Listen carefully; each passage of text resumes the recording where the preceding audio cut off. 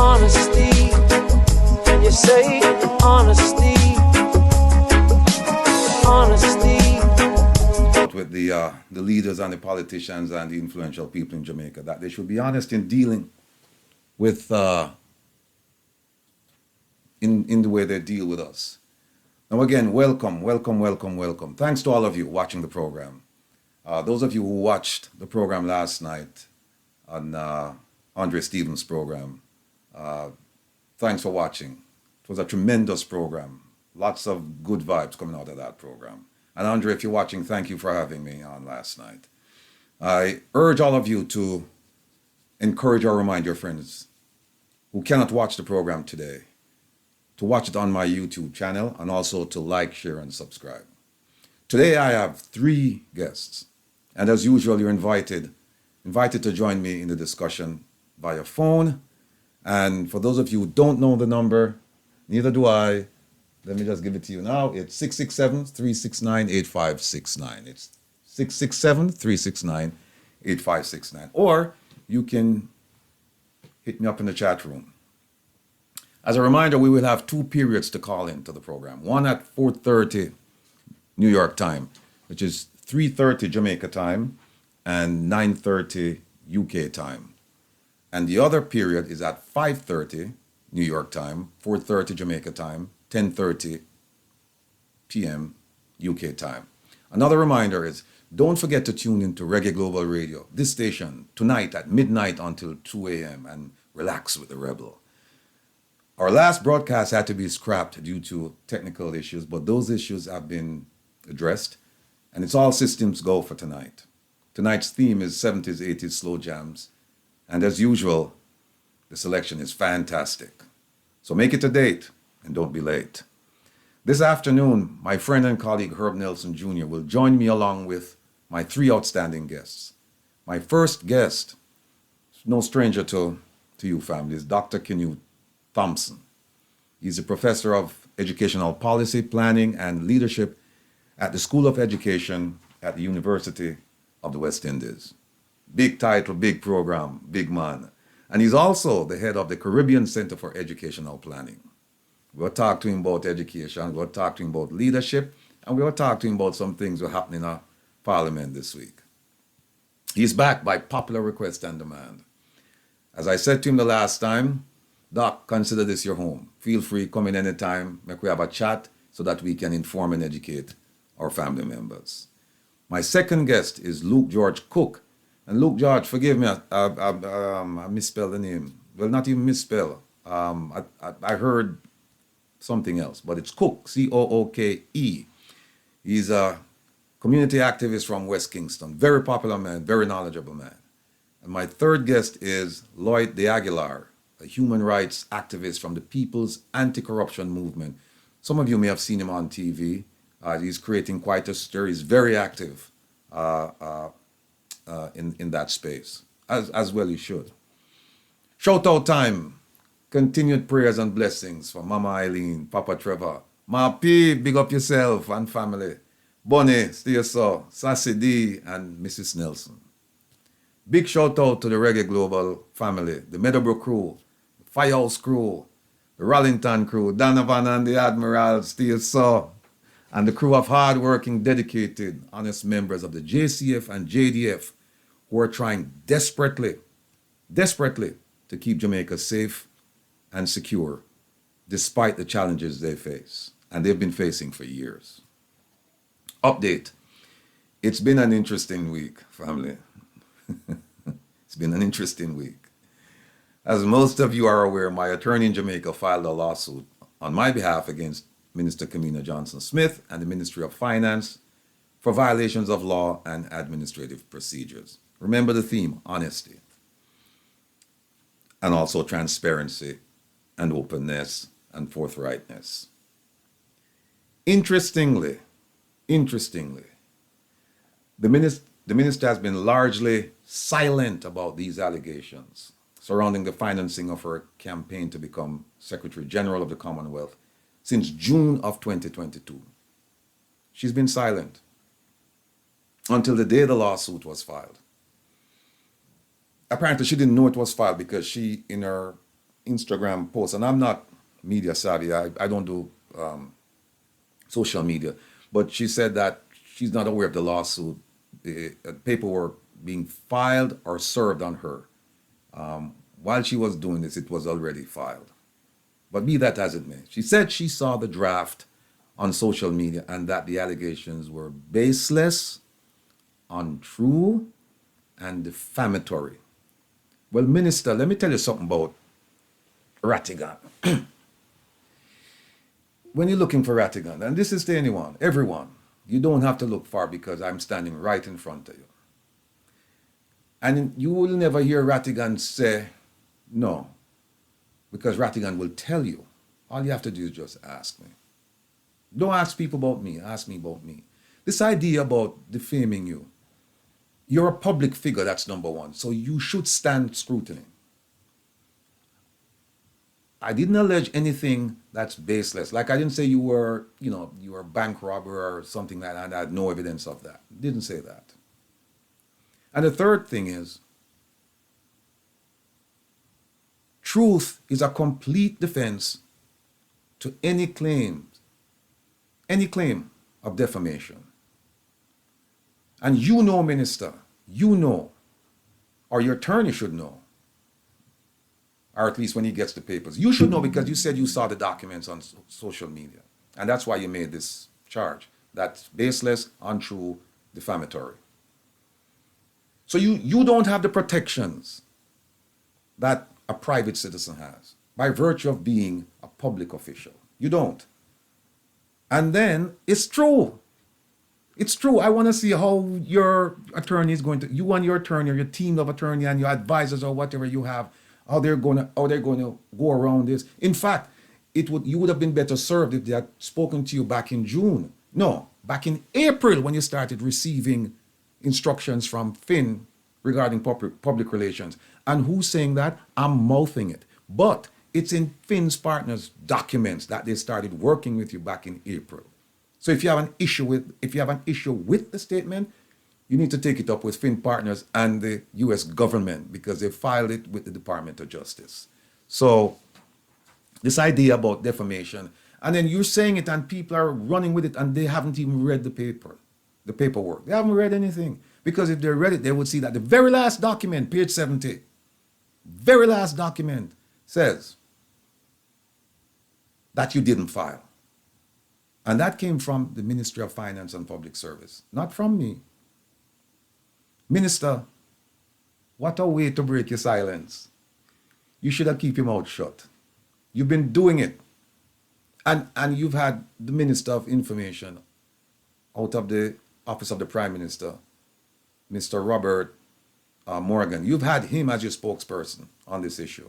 So I don't know why you come out and make this statement. And in fact, we are examining the statement carefully because we may have a case of defamation against you because I'm a private individual. And what you've done is you've called, in essence, you're saying that I've produced documents or I've produced an allegation that's baseless and untrue.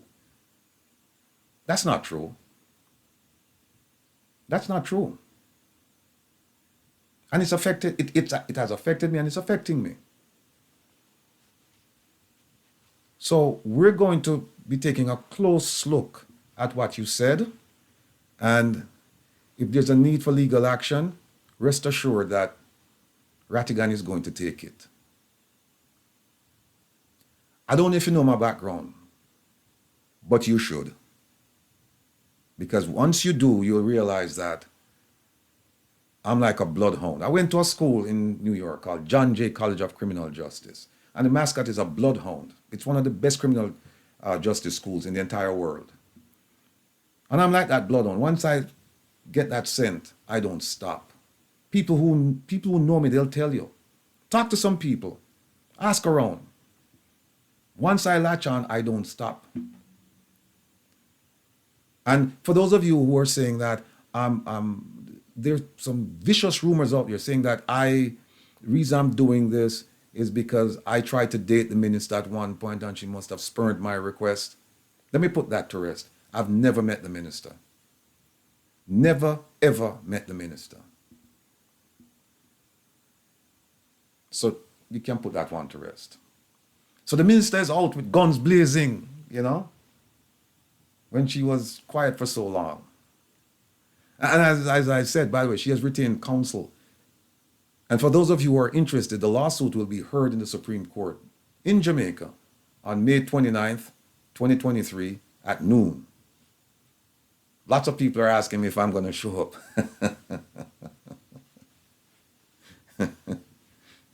We shall see. I believe the minister's lawyer, his name is Bransford Braham, very important man in the Jamaican society. I believe he's watching this program. And I'm only guessing, that's what I'm saying I'm believing, because he made mention about my appearance on YouTube, talking about evidence that I have that has not been disclosed. Let's talk about that. Mr. Braham, the evidence you're referring to is an interview that your client, the minister, did with TVJ sometime in June 2022. Go back and look at it. Wherein she said that her campaign was government funded. I repeat, she said her campaign to become the Secretary General of the Commonwealth was government funded. At no point did she mention that she was a third-party beneficiary of an agreement, a contract between corporate Jamaica and Fin Partners Incorporated to provide public relations service to you, Minister Kamina Johnson Smith. You didn't mention that. And you should have, because this is June. And according to Fin documents that they submitted to the US government under the penalty of perjury, they started working with you in April. Why didn't you mention that to the public at the time in June? I can impute knowledge to you on that you knew that private concerns were involved in your campaign. You knew that they had paid Fin. Fin not do nothing for free. And if Fin approached you and said, listen, we are going to provide public relations services for you, for your campaign, the very obvious question you should ask is, who are you? Why are you doing this? Who's paying for this? I'm not paying for this. Is the government paying for this? But guess what? We know that you know. We know that the government knew about it because Minister Morgan himself said it. He said the private concerns approached Jamaican government. In fact, if I look and see if I find it, the paperwork. Yeah. 1 second, my listeners. They might get me all riled up here. Okay, here we go. Minister Morgan said in an interview conducted on Nationwide Radio on August 7th, 2022. The interviewer there were two people. One of them was Mr. Brooks. And he said, they, meaning the private concerns, he said, they reached out to the government to support the government's efforts, yes? That's an exact quote. And the minister said, and Minister Morgan said, and we told them that we would be very happy if they would assist. And we told them that we would be very happy if they would assist. No, they asked before they provided the gift. And we told them we would be very happy if they would assist. Come on now, man. Shouldn't take Jamaican people for fool. The sum and substance of it is that I can prove by documentary evidence, not hearsay, that the minister received a gift provided by corporate Jamaica through the services of Fin Partners Inc. and failed to report, thereby violating the Ministry of Finance regulations and the Financial Administration and Audit Act. People think about it like this. She's a third-party beneficiary. So A paid money to B for B to provide services to C. A is corporate Jamaica. B is Fin Partners Inc. C is Minister Kamina Johnson Smith. It's that simple. A to B for the benefit of C. We haven't even gotten as far as to question the motives as to why A would pay to support C's campaign. People don't give money for no reason. Even if you give money to help poor people, you give it for a reason. Especially government. People don't give money to government for no reason. We don't know their motives. And I won't ascribe any ulterior motive thereby. All I'm saying is that you don't give money for no reason. And we haven't questioned that yet. There will come a time when we will question those motives. People, think about it. One of the reasons why we need to know who's involved in this thing, think about it. What if, when we get the names up, and we haven't gotten all the names yet, we've gotten Mr. Duncan, Keith Duncan, Grace Kennedy, and another corporation. What if, I'm just speculating, what if when we get to the bottom of this, we find out that SSL, just for the sake of argument, SSL Finance was a contributor to our campaign. Think about that. Or a drug dealer. Because that's problematic in and of itself. What's also problematic is that the ministry, if they had known about it, if she had reported it back last year, April, when she started working with Finn, if she had reported it, the ministry was required to do a due diligence check. And they would have realized that, hey, you know what, some of these people, they're not above and beyond the reproach, so we can't take money from these folks. But that wasn't done. And that wasn't done is evidenced by the fact that I have this letter here. And most of you, I've read the letter to you anyway. The fertilizer matter is next. Fertilizer for farmers. On the date that my lawsuit was filed, April 19th, this week, I received a notification from Jamaica House that my outstanding request via email to the Ministry of Agriculture was never received, indicating that it was never sent. I sent the request twice. I sent it in December, I think it was December 3rd, and I sent it again in March. And they said they never received it. Now, it's quite telling that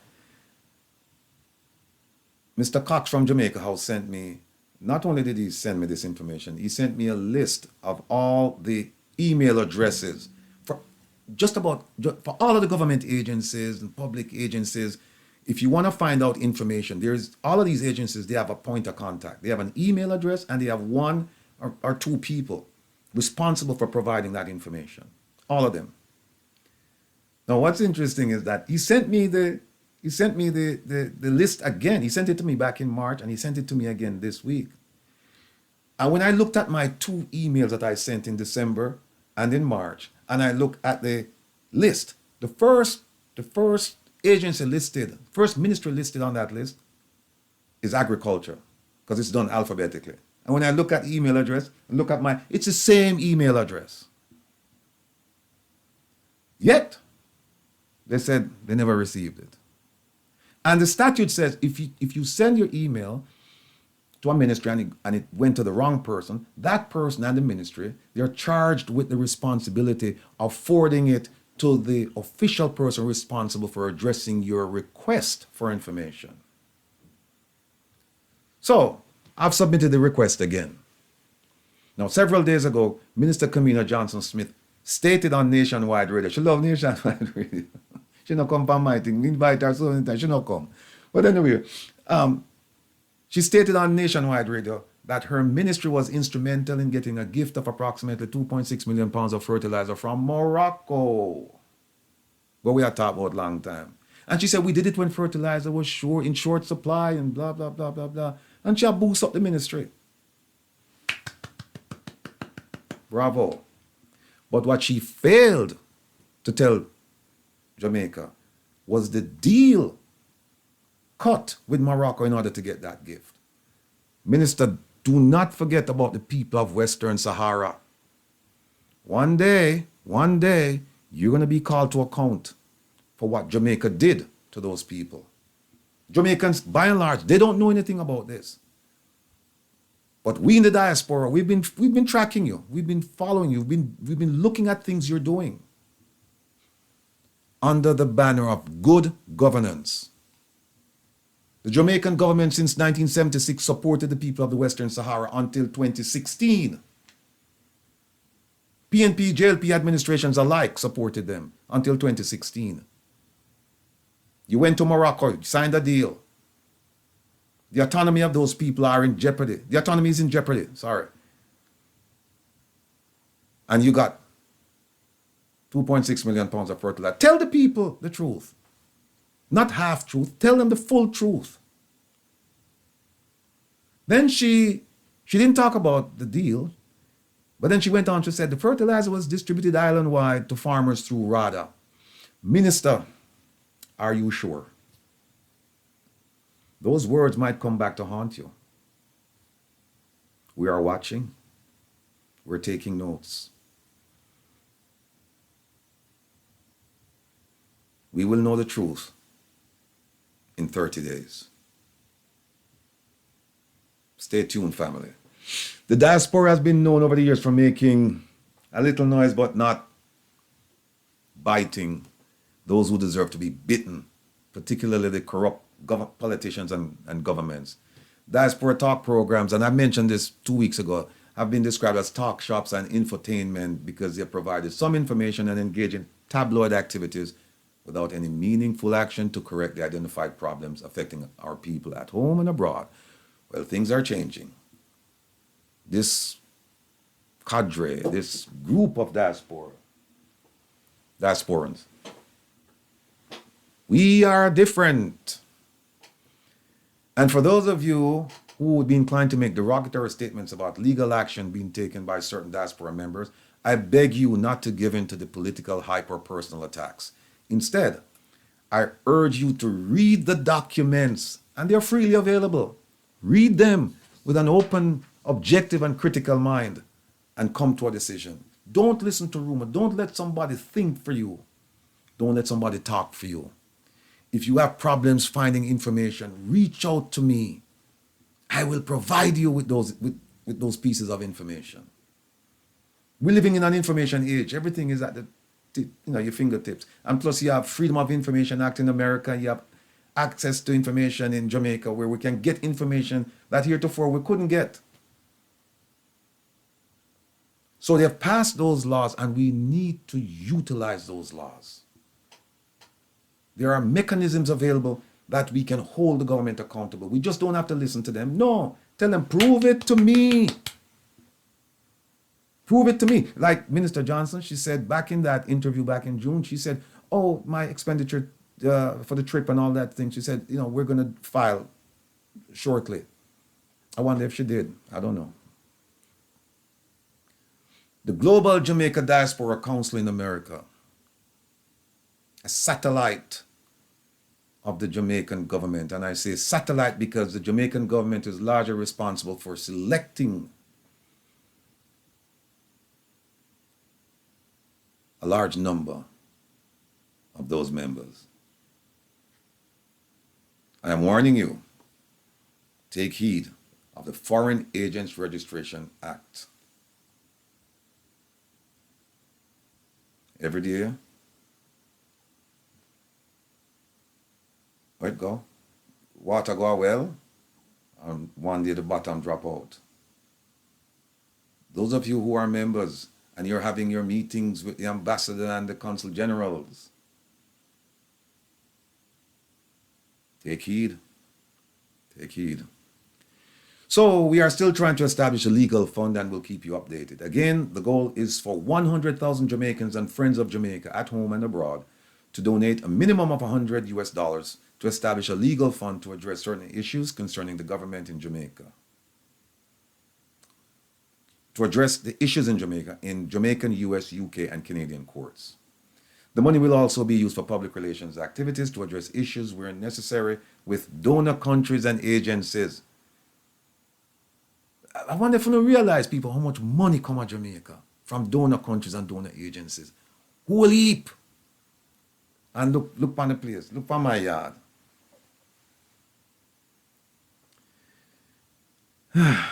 This is going to be a game changer and will force this and future Jamaican governments to act in the best interests of the people and not themselves, their families, and friends. Well, family, that's my soapbox talk for today. Time is 3:30. I'm excited to have as our first guest Dr. Canute Thomson. And I see Herb Nelson Jr. has joined us. Yes, sir. Doc, welcome. Let me see if I can get you over there. Doc gone. Doc, can you hear me? Hello?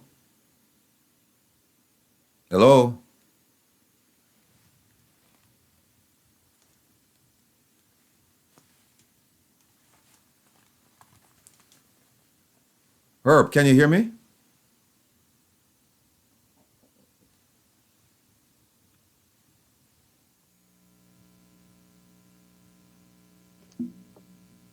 Herb, I'm not hearing you. I'm hearing you. Can you hear me? Yeah, I can hear you now. Hold on one second. Okay, Doc says something. Let me see if he can hear you now. Testing. Yes, loud and clear, Doc. Loud and clear. Welcome home, sir.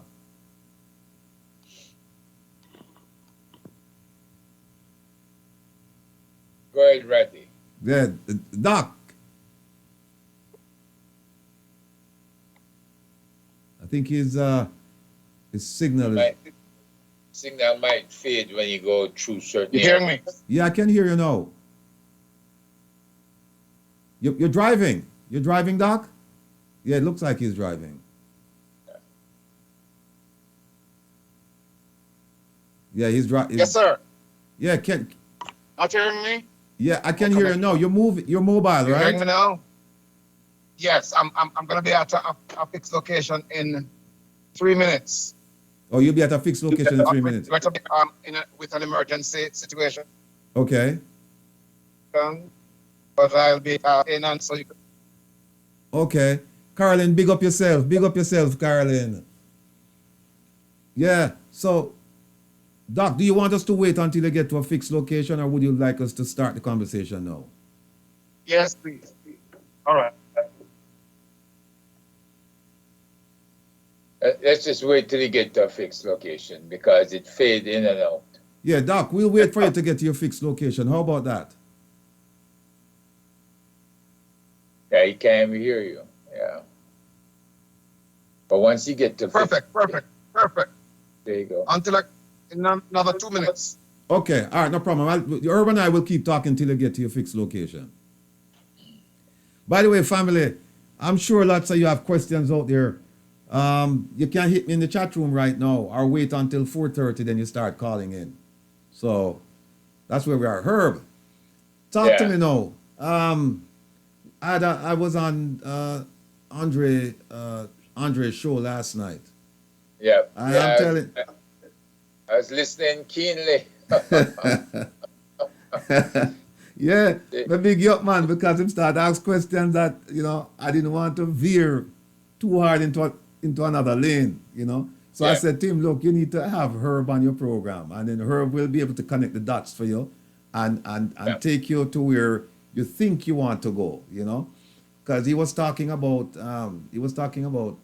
the idea or the rumor that we in the diaspora were planning to file a lawsuit against the Prime Minister. Yeah, so I told him that, look, you need to talk to some people who are, shall we say, they have more information about that than I would. But I did tell him that we're looking at people, we have a priority list, and we're looking at officials in Jamaica, and we're looking at what they're doing, and should there be a need to do it, then certainly we won't hesitate in filing a lawsuit, because we can't keep talking to them and say, please stop doing what you're doing, because that has never worked, and I don't have to hit my head against the wall again to know that it's going to hurt me. It's not going to happen. They're not going to do anything about it. The problem is basically this. You have individuals in Jamaica that are in charge. that completely ignore regulations, completely ignore laws, and do as they please. And you know, it's one of these things that you say to yourself, you know, who else do I speak to? You can't go to the Privy Council, you can't go to the King, right? Because you're going to want to know if you have done anything locally. And when you're doing things locally, then they run out the clock on you. They keep playing games with you. They're going to run out, make sure you run out of money and all kinds of stuff. So with three different parts of government, the executive, legislature, and the judiciary,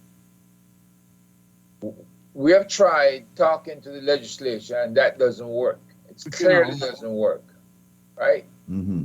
So the executive has been the brunt of the most of the questionnaires, right? And definitely a part of the problem. So who else do you talk to get results? Right? You have to look at the laws that are being violated. You have to look at the rules that they break over and over. And then you're going to have to figure out how can I effectively use the third leg of government, the judiciary, to get pressure on them to correct certain things. And so if the judiciary is not corrupt, then they will give you the requirements on the law as to what standing we have to have and what conditions we need to meet. Right? It's that simple. And if the judiciary believes you have a case and they're looking closely at the documentation that's submitted, then somebody needs to be called on the carpet from, say, the Integrity Commission to explain why they have not been able to take the bull by the horns and wrestle this matter of corruption to the ground, right? And then you have your other private enterprises out there, NIA and JAMP. And I've been urging them to kind of, you know, take a look at some of the stuff we're doing and get off the sidelines. And I keep saying that. They're on the sidelines. They're not saying a whole lot, right? And we don't hear public statements from them concerning the very things we're addressing anymore. We hear statements now and again, maybe once a year. That's not good enough. They're going to have to be consistent with their messaging. And their messaging has to support those of us who are in the fight to get Jamaica out of this, you know, very poor state it's in, with corruption weighing them down. And so my thing is, you know, show us what your charter is about. Get people trained up, whether in school, whether in journalism, courses at UW, to be more aggressive and do investigative journalism down there in Jamaica, which is what's needed, right? And the other part of this is the PSOJ and their reward program for people giving information. The Crime Stop. Mm-hmm. Crime Stop has been paying out records amount of money. And so what we have to do is say to Crime Stoppers, you need to be proactive now in the schools. Because to me, you're not just going to say, if you see crime, say something. You need to go face off with kids in school and give kids the opportunity to raise their hand and ask pertinent questions. Mm-hmm. And let them understand that we do have a covert system of making sure you get paid and making sure you can submit the information that you have. The kids are the ones that live in these households where crime is occurring, and they live in the neighborhoods where crime is occurring. So at what point do you give them an opportunity to have a face-to-face exchange with you, right? That means you have to go to every school, to include even the primary schools, and to get those kids to if you explain to them what crime is, and that human trafficking is a crime, and the types of human trafficking, to include sex trafficking, right? If you explain all of these various things to them, they have awareness of who is undergoing those issues, those problems right now. And to me, what better way than to educate the kids in school, right? They come to school and they can learn if they're under duress. And that duress could be caused by criminality in their area, or it could be caused by criminality in their very households. We're not asking them to be spies, but we're saying give them the opportunity to get it off their chest. Well, let me just add. Go ahead. No, finish it. I'm Go with ahead. you now. Oh, Doc, you with us? I'm here now. Yes. All right. Again, welcome. I can't see that, man. The people want to see the handsome man, you know. Well, you're right, sir. I must confess. Last time we were together, I was on vacation, and I had the opportunity of speaking with you. Today I'm on my work site. I'm having an emergency at a complex, and I'm sorting that out. But I'm good now. You sure, Doc? Because But I'm in my work clothes. I'm in my work clothes. we don't want to interfere with anything, especially when you use the word emergency, you know. No, man. I mean, it's not a health emergency. Okay.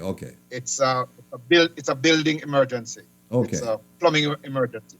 Okay.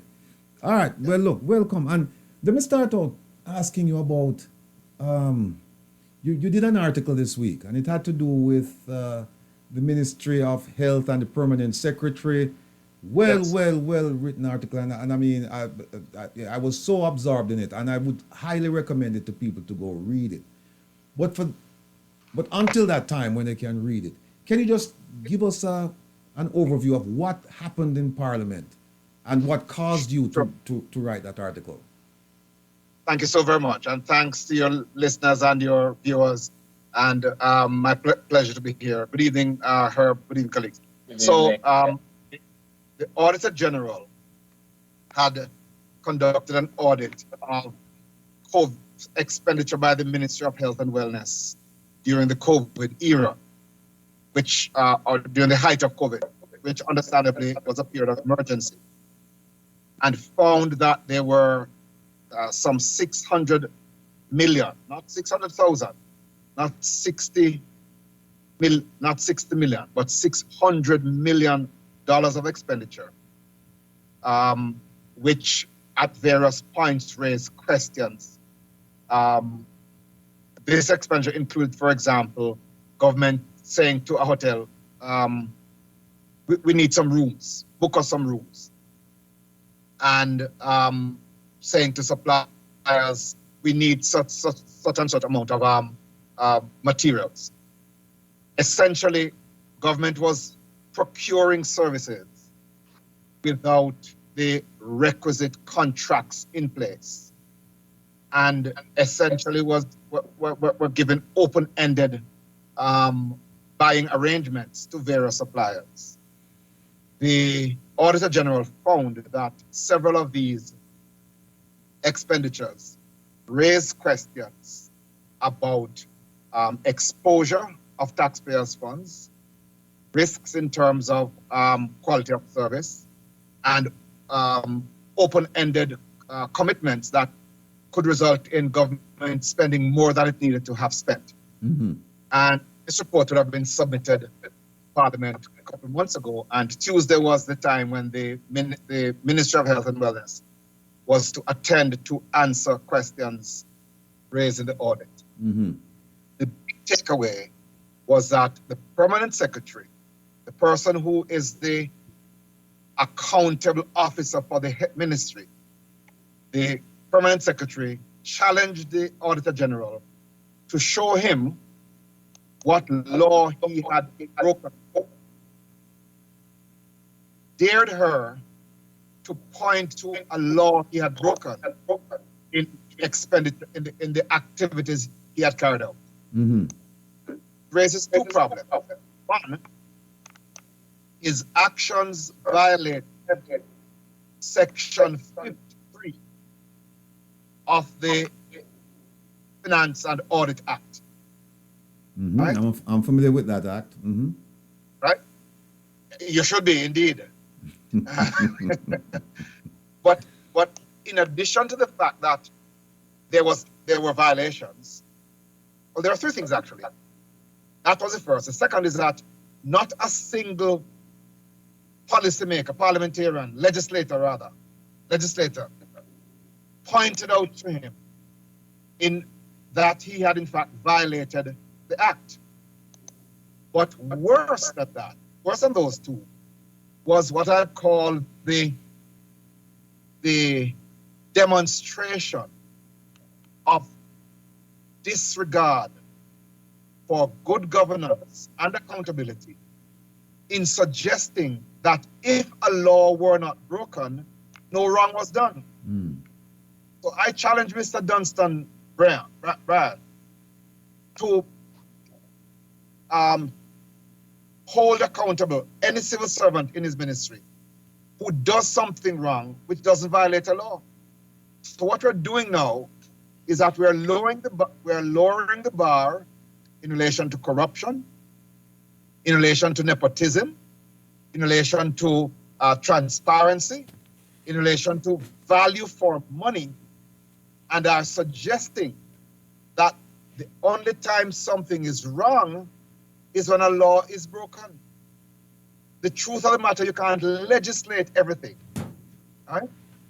So what we saw this week is Jamaica careening further of the accountability, good governance, and value for money claim by this permanent secretary suggesting that if a law were not broken, nothing is wrong.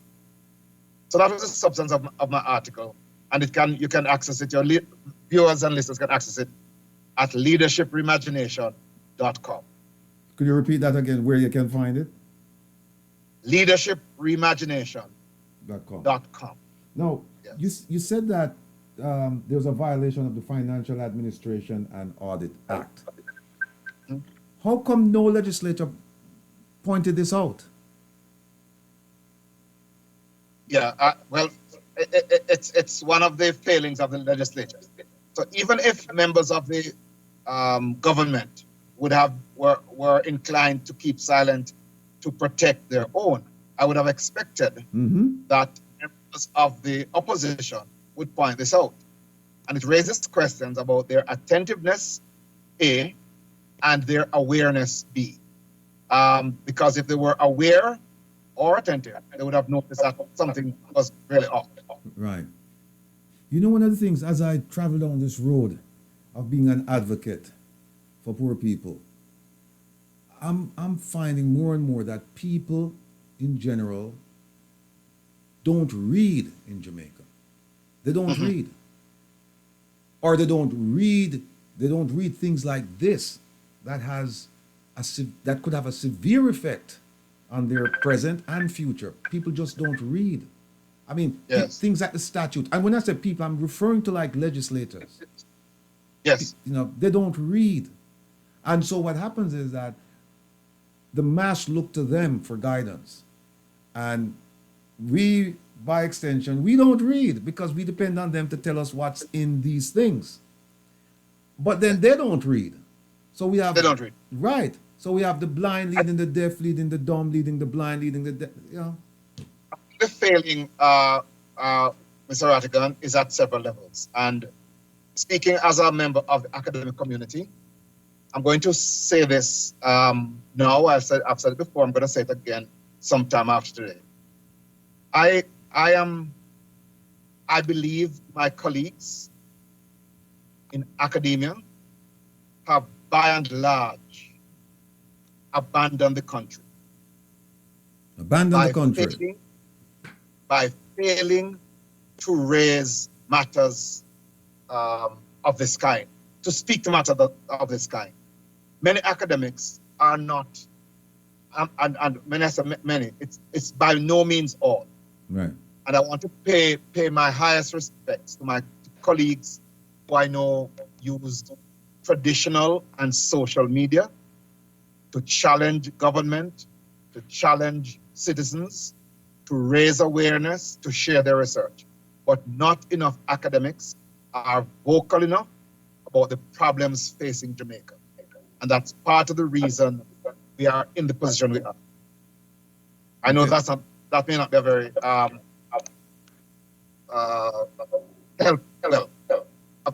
a very popular thing to say, but I'm not seeking to be popular. But the few who are out there are just not enough.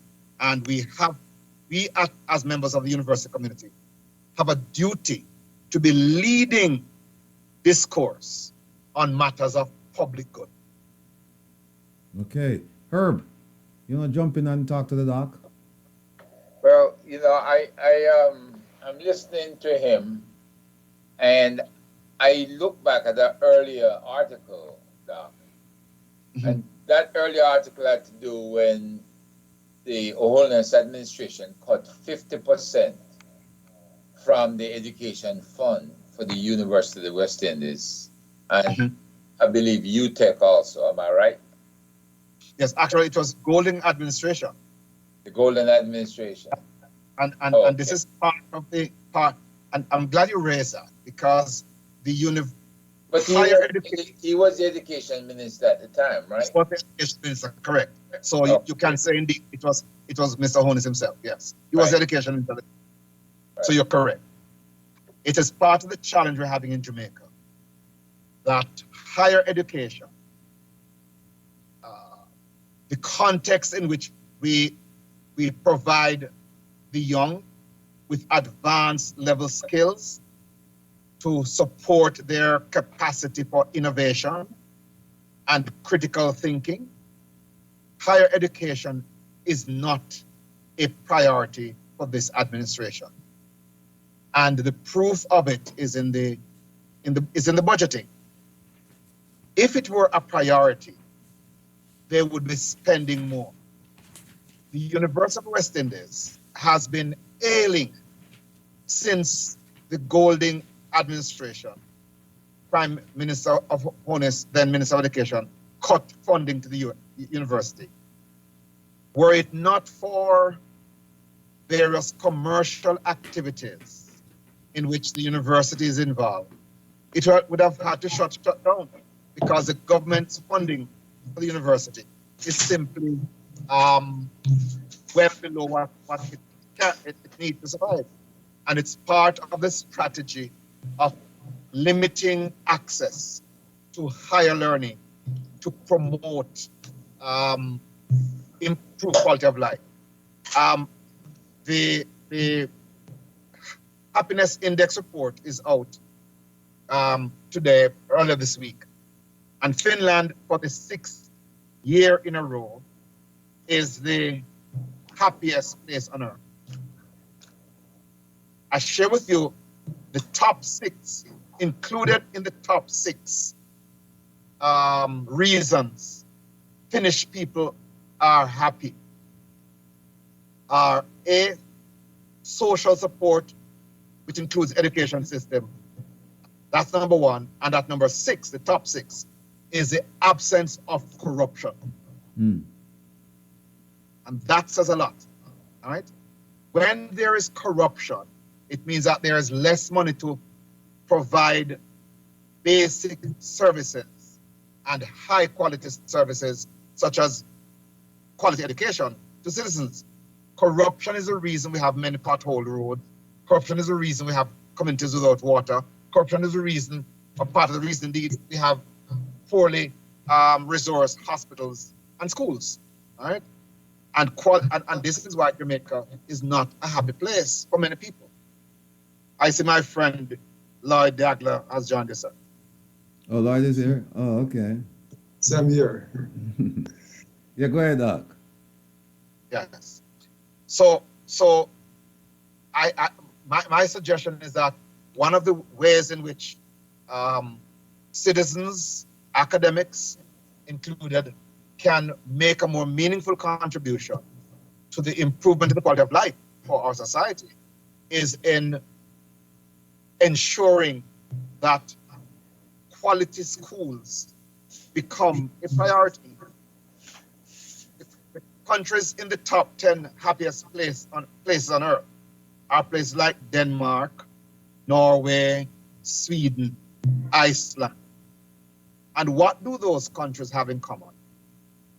They promote what you call the Nordic model of development, which is a careful blend of social services with economic equity and inclusion, high level of accountability of public officials, and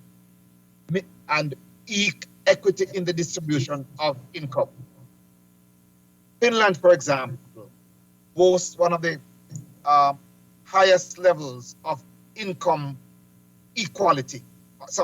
equity in the world. All right.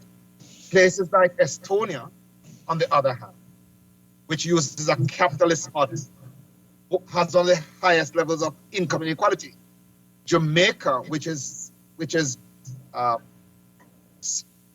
promoting this neoliberal agenda, this neoliberal approach to economic development, which values tax cuts to companies and other benefits and low benefits to citizens.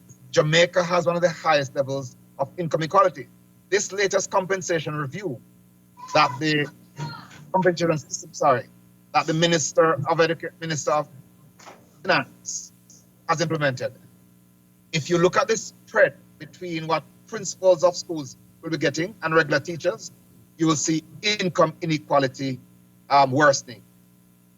But wait until we hear the salaries that are going to be paid to heads of agencies, permanent secretaries, and ministers of government. That's where we're going to see inequality worsening. Herb?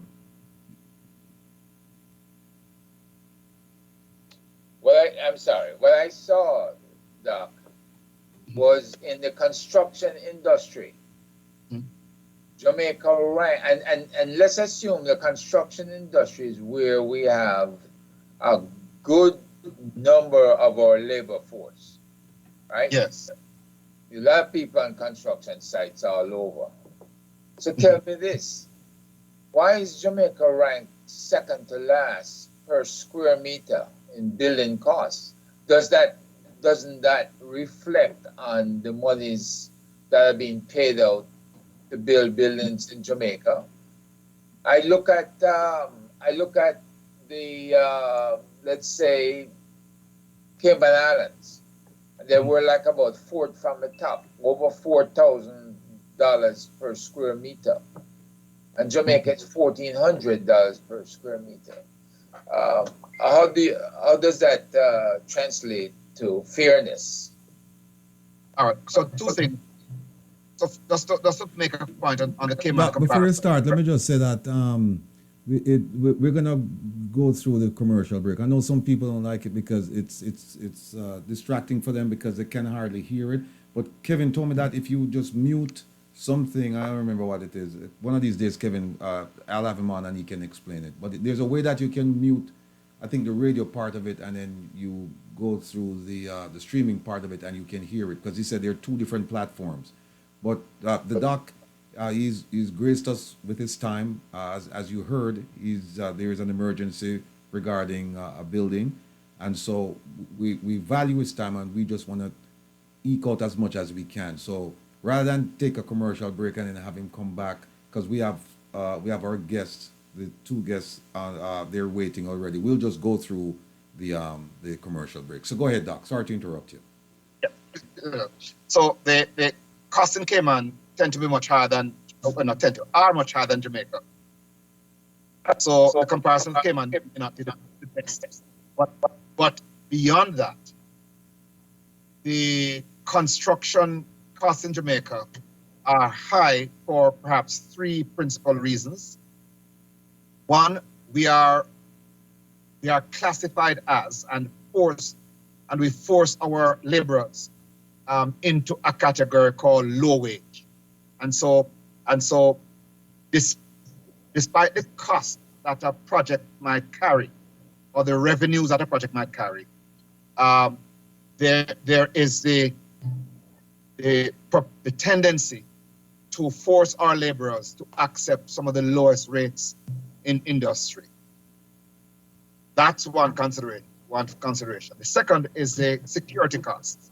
Because of the high levels of criminality across the country, a substantial amount of project money is spent on security. And there we have another irony, because whilst the security components, which provide security for sites, charge substantial rates for their services, the rate per hour or the wage per week paid to those security guards is among the lowest in the world.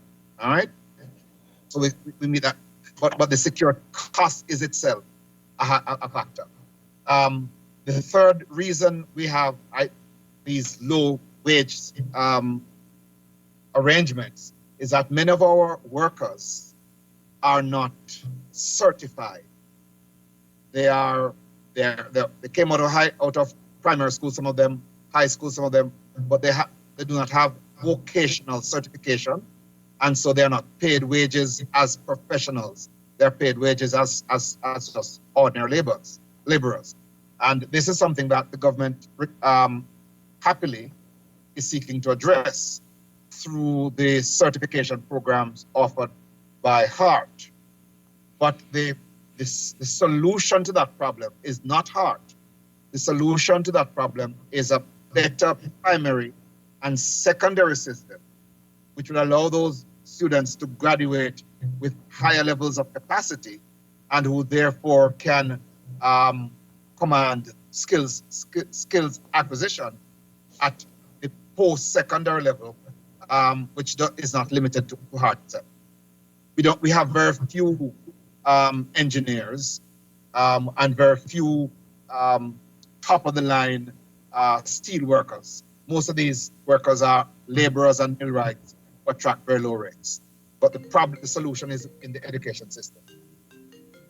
So the education system, to begin with, was the basis of categorization of our laborers.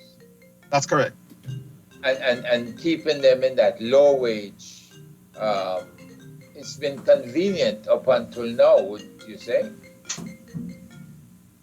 It suits the interest of those who purchase labor, which is why security companies get away with what they get away with, which is why supermarket workers, supermarket owners, and other business establishments, a low income, low minimum wage threshold is what suits these operators, with little concern for the wide disparity between the profits of the organization and what the workers who generate the profits are taking home. Lastly, I'd like to reference Dr. Herbert Gale, who I believe is on staff with you and the head of department at the University of West Indies.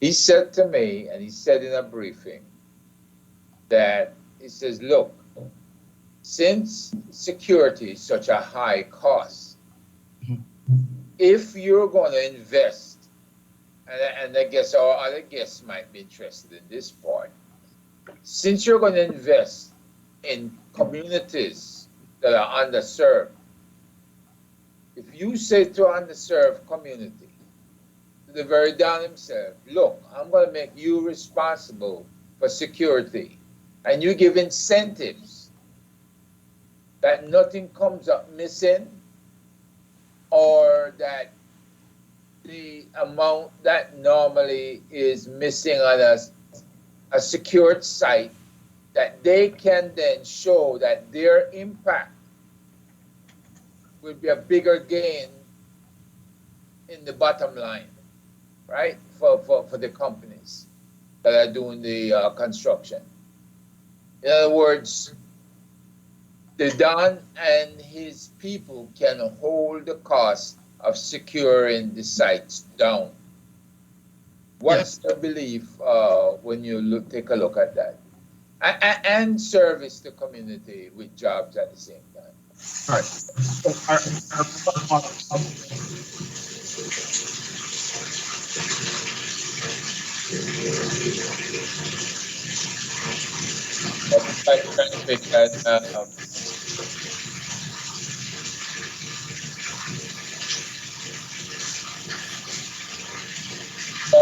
Here.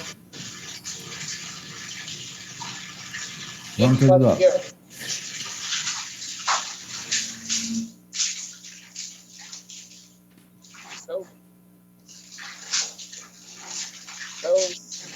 Doc, Doc, can you hear? Not my, Oh, like a pipe running or something. Hello? my end. Doc, gone. Is it better now?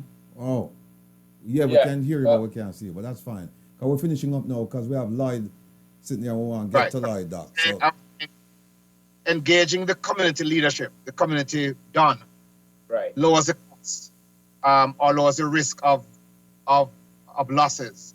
But Right. it's a cost anyway that is imposed on the project, which is a cost that if we had a less violent society, a society less prone to theft, or suffering from less theft, then you would need to hire the Don to protect the site.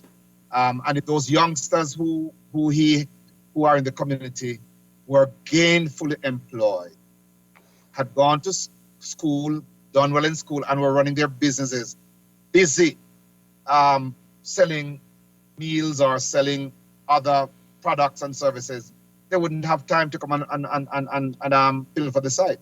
So there's an underlying social problem of lack of opportunity and underutilized opportunity reflected in our education system. Okay. Thank you. Yeah. Thank you, Doc. Thank you Well, Doc, all right. I'll tell you what, for having me. Doc, I'll tell you what, we're going to let you go now because we have the other two guests. They're here. Thank you. And we just want to thank you for your time. And again, this is your home, sir. And believe it or not, I have a ton of questions to ask you. Fortunately, we're out of time. So what I'll do is I'll save them and we'll touch base with you. Go ahead, please.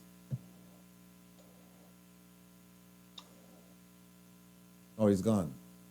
Yeah. Yes, I'm back. He's gone. All right, folks, listen. We're now joined by Lloyd de Aguilar, human rights activist from the People's Anti-Corruption Movement, and Luke George Cooke, a community activist from West Kingston. Gentlemen, welcome to Reason with Rattigan. Good to be here. Good to be here. Now, let me start with you, Mr. Cooke. No, sorry, with Mr. de Aguilar, since you're there. Tell us who is Lloyd de Aguilar and what's your purpose, what's your mission, what's your passion in life at this point in time? Well, I'm called a human rights activist, and I accept that label. I used to live in the United States many years ago, and it was from there that I started a movement to monitor police extrajudicial killings in Jamaica. I was on a radio station. I was on a radio station there, WBAI, and I used to monitor it. I organized protests in front of the Jamaican consulate, in front of the United Nations building. I would come back here and I would interview the police commissioner, the Minister of National Security, and so on. So I've been agitating for a long time. And then I came back to Jamaica to live permanently since 2001. And I was a member of FAST, Families Against State Terrorism. I was a member of Jamaicans for Justice. And, we were out there on the streets agitating against police extrajudicial killings. And of course, in 2010, the security forces went into Tivoli Gardens and committed a massacre there. Officially, they say 73 people were killed, but underground investigation revealed that about 200 people were killed. There were mass graves in the Maypen Cemetery. And there was a commission of inquiry that they had, which was a fake commission of inquiry. I told them that it was going to be a whitewash. It was set up to be a whitewash. And it turned out exactly to be a whitewash. The senior commanders, the senior superior commanders were not held accountable. And the senior superior commanders were Bruce Golding, Owen Ellington, and Major Stuart Saunders of the Jamaica Defense Force. They were not held accountable.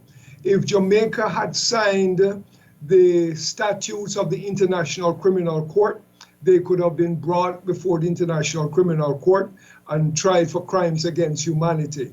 The same thing that is happening in Russia now, where they are accusing Putin of having committed crimes against humanity, and they are now trying to start a case against him. Well, it could have been done in Jamaica, but it wasn't because we didn't sign the statutes. And I believe conveniently they didn't do it because they know that police extrajudicial killings is a policy of state.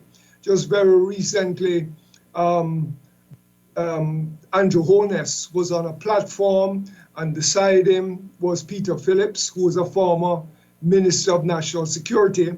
And he said exactly that extrajudicial killings is a policy, and it has been going on under several governments in the past. Peter Phillips didn't jump up and say, boy, what you're telling lie. He sat there and Holness said, well, this is it. And Holness said, well, we are not going to do it. We're not going to continue it. But he has continued it, and he knows very well that extrajudicial killings has continued as a policy under his government as well. Plus, the Minister of National Security, Mr. Horace Chang, recently told the police that, hey, shoot to kill. And if you shoot them and them don't dead, don't call an ambulance, right? That was, you couldn't want it more pointed in terms of what he was telling the police to do. And extrajudicial killings continue to this day. Now, that is one issue. The second issue is, of course, corruption. Jamaica is one of the most corrupt countries in the world. Transparency International says it all the time. They do polls and they do investigation. Jamaica is one of the most corrupt countries in the world. They not only that, but we have polls here that they do polls, all at the Don Anderson poll and these other polls. And the people say that the country is corrupt. 70% of the people say that the country is corrupt. The United States State Department also has said the same thing. They recently released a report, and the report said Jamaica is a corrupt country. The state does nothing about corruption, and they also mentioned police extrajudicial killings as well, that nothing has been done about it. And when this report came out by the State Department, nobody challenged the State Department and said, how dare you be saying those things about us? Because they know it's true. And so corruption and police extrajudicial killings have been part of my advocacy. And, I've been doing a lot to assist people who have been brutalized by the police, who have been I myself was pepper sprayed in 2021. We were out there on a protest against forced vaccination. They arrested the leader of the UIC, Joseph Patterson, and the people went to the central police station to protest. After a while, they said leave, and we were all leaving. And when we were walking away, the police simply just took out their pepper spray gun and pepper sprayed everybody. I was one of those pepper sprayed. I'm trying to file a lawsuit against the state and against the government, against the Attorney General. I need some legal assistance, but that's another matter. And so that's where we are. And I've formed the People's Anti-Corruption Movement, and we are calling for two things. One, a People's Commission of Inquiry into state corruption. And we are also calling for a forensic audit of the public debt. And we want a forensic audit of the public debt because, again, Mr. Andrew Holness, speaking to Jamaicans in Canada not so long ago, told them that the Jamaica debt is corrupt. So if the debt is corrupt, why is it that poor people are paying back corrupt debt? So we want a forensic audit of the debt to determine what portion of it is corrupt, and whatever portion of it is corrupt, we are going to call for the cancellation of that debt, that corrupt debt payback, because the Jamaican poor people should not be paying back for debt, corrupt debt, and it's going into the pockets of a handful of people. And I just say one more thing and pause, which is that there's no transparency about anything that goes on in Jamaica. We have written to the Ministry of Finance and we said to them, we would like to see the list of the $300 billion that you pay out each year for debt. Let us see who's getting that $300 billion, right? I mean, it's transparency. It's our right to see who is being paid because we are the ones who are paying him. And they refuse to give it to us, right? They refuse to give it to us. So any way you look at it, the system is, is corrupt. All right, let me just say for those of you calling in, you have to wait until 4:30. That's straight through because we don't want to interrupt the guests when they're flowing with their message. So again, call at 4:30 and you can call at 5:30. Those are the two times that we'll actually take telephone calls. And I know some of you are trying to get into the program, but we have another 13 minutes and then you can start calling in. Herb, do you have you have any comments or any questions for Brother De Aguilar?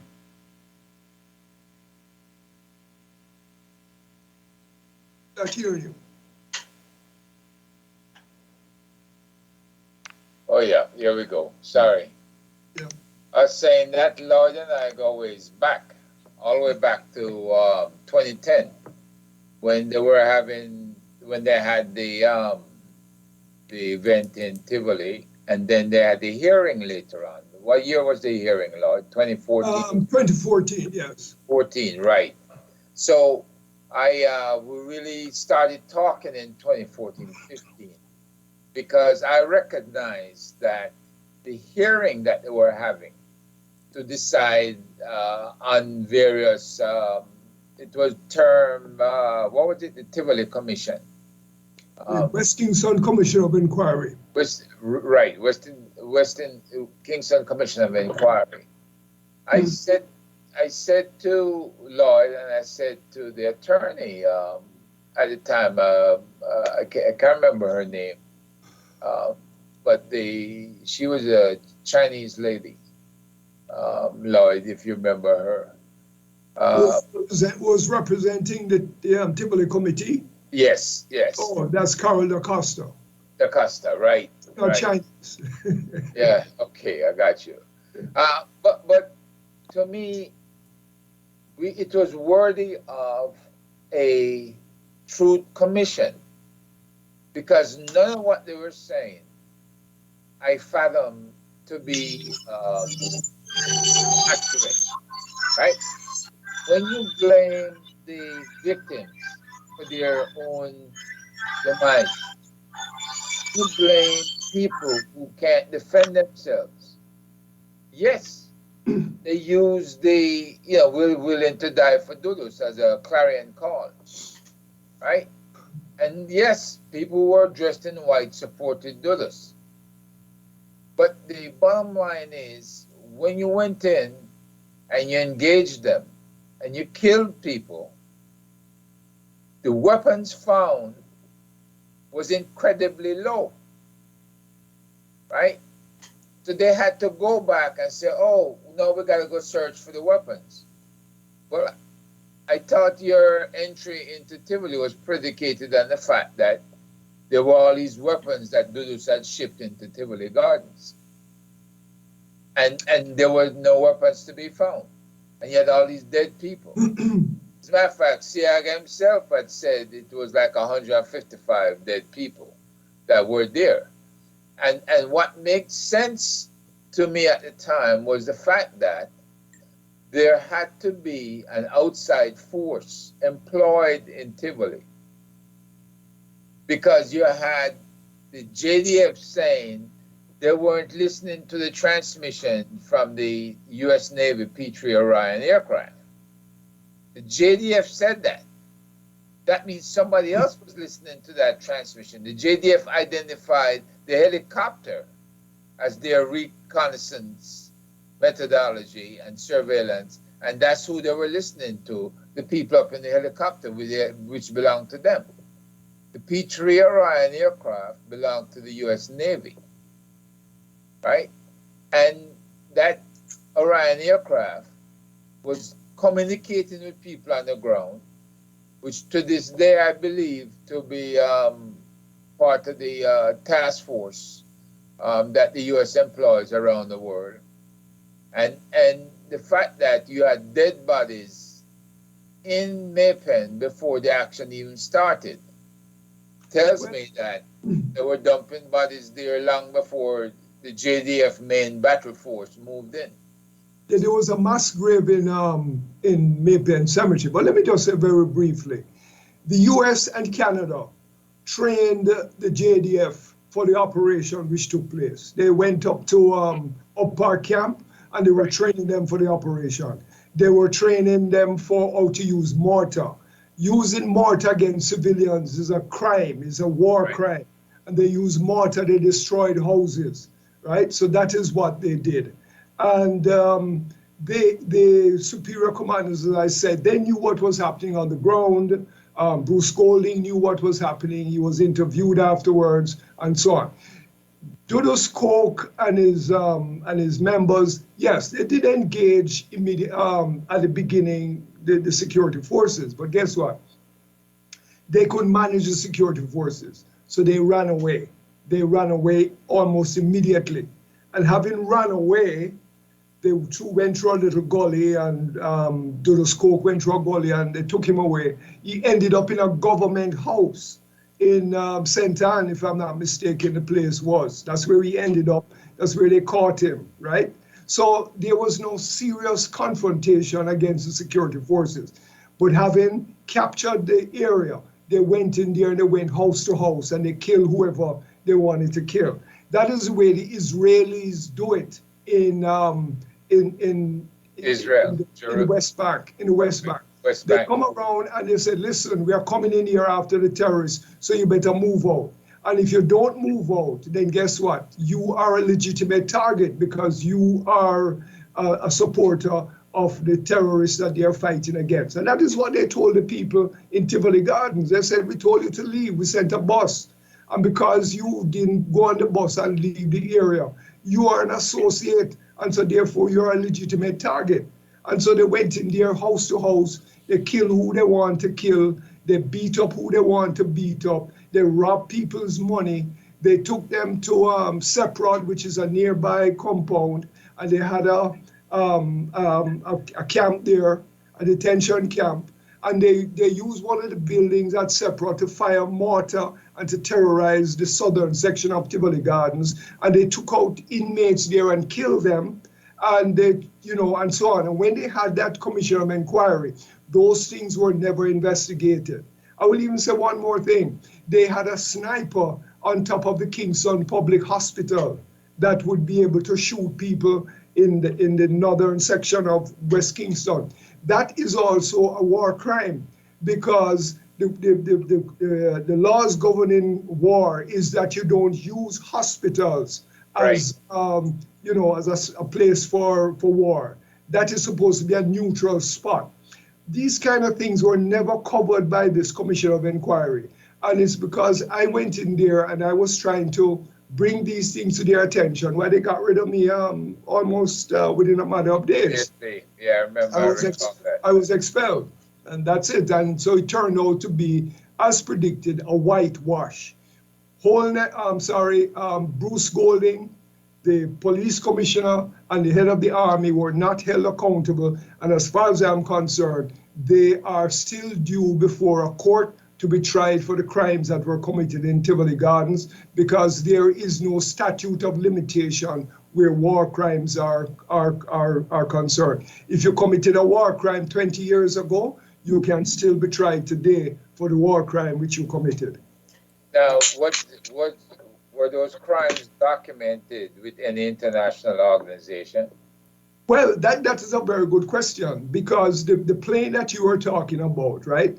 That plane was a plane that was based in Cuba, and it would fly over, and it was supposed, because remember now, it was Bruce Golding who asked for that plane, and he said, fly it and let us know. The plane, some of the images that we have seen from that plane, they saw no fight going on between the security forces and the people on the ground. As I said before, the gunmen ran away.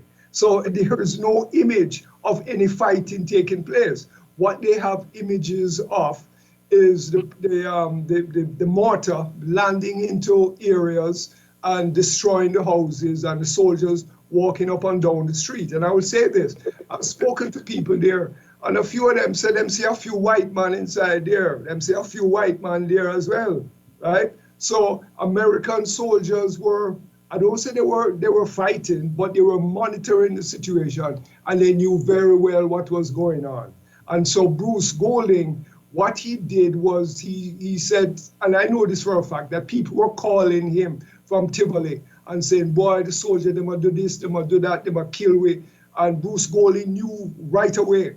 And the following morning, he had his Minister of Foreign Affairs, I think it is, Mr. Barr, who called the American ambassador up to the office of the Prime Minister and said, well, Mr. Golding is not here, but he's saying that he's getting reports about what's going on there. He doesn't trust the security forces. What can you tell us about what is going on there? That is what he did.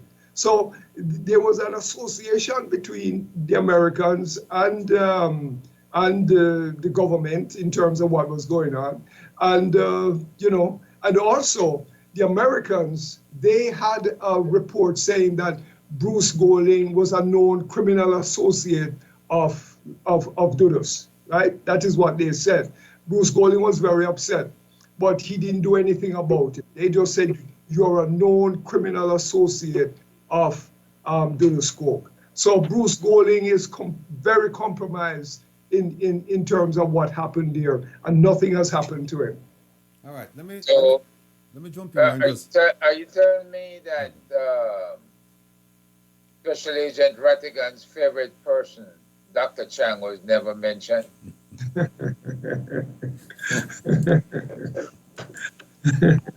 right, Will. Let me just jump in here before I have a couple of questions for you, brother. But what I'd like to do at this point, let me bring in Luke George, because he's been patiently waiting. Luke, join us. Welcome to Reason with Rattigan. Tell us, the listening audience, I know who you are, and I know what you do, but I'd like you to come and do a formal introduction to our vast family membership here in the diaspora and in Jamaica. Please, the floor is yours, sir. Boy, if you know me, you know the format. The introduction thing is not mine. But let me just say first, thank you for the invitation. I'm happy to share this mic with you and your listenership. What I primarily do is that I do a lot of community work. Over the years, I'm the product of civil servants, teachers, social workers. And I have patterned my life of giving service to community and community development. So I've worked in a lot of projects, especially to do with unattached young people. My entire career has been about working in social services, trying to improve the quality of life for the Jamaican people. I was taken aback by two things. As Lloyd was describing the Tivoli situation, I'm happy that persons in the diaspora like yourself and Herb, Jeffrey and others have really stir response to duties called by challenging now the states. I know that Lloyd has been doing it and I have been doing it and several people, and what the state tends to do is to marginalize us as troublemaker and blacklist us. In fact, when Dr. Thomson talked about Dunstan Bryan, I just had to shake my head because Dunstan was my former boss at Jamaica Social Investment Fund. And I remember as part of the whole employment process, we had to adhere to the procurement guidelines. And to hear him asking the Dr. Thomas and asking the accountant general, what law did I break? I just have to shake my head because this is what happens when good people don't do the right things all the time. And doing the right thing means that whether I'm in the public domain or in my private space, there is a responsibility for me to act and behave according to what I expect of the people that followed me.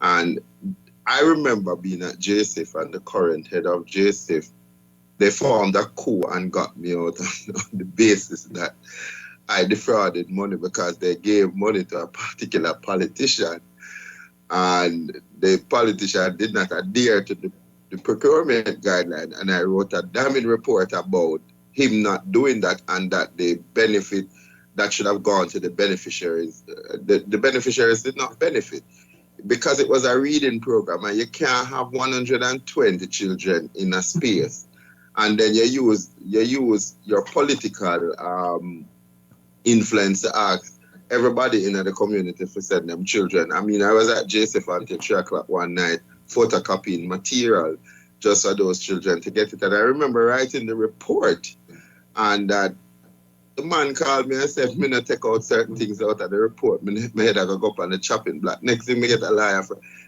a lawyer and say, oh, I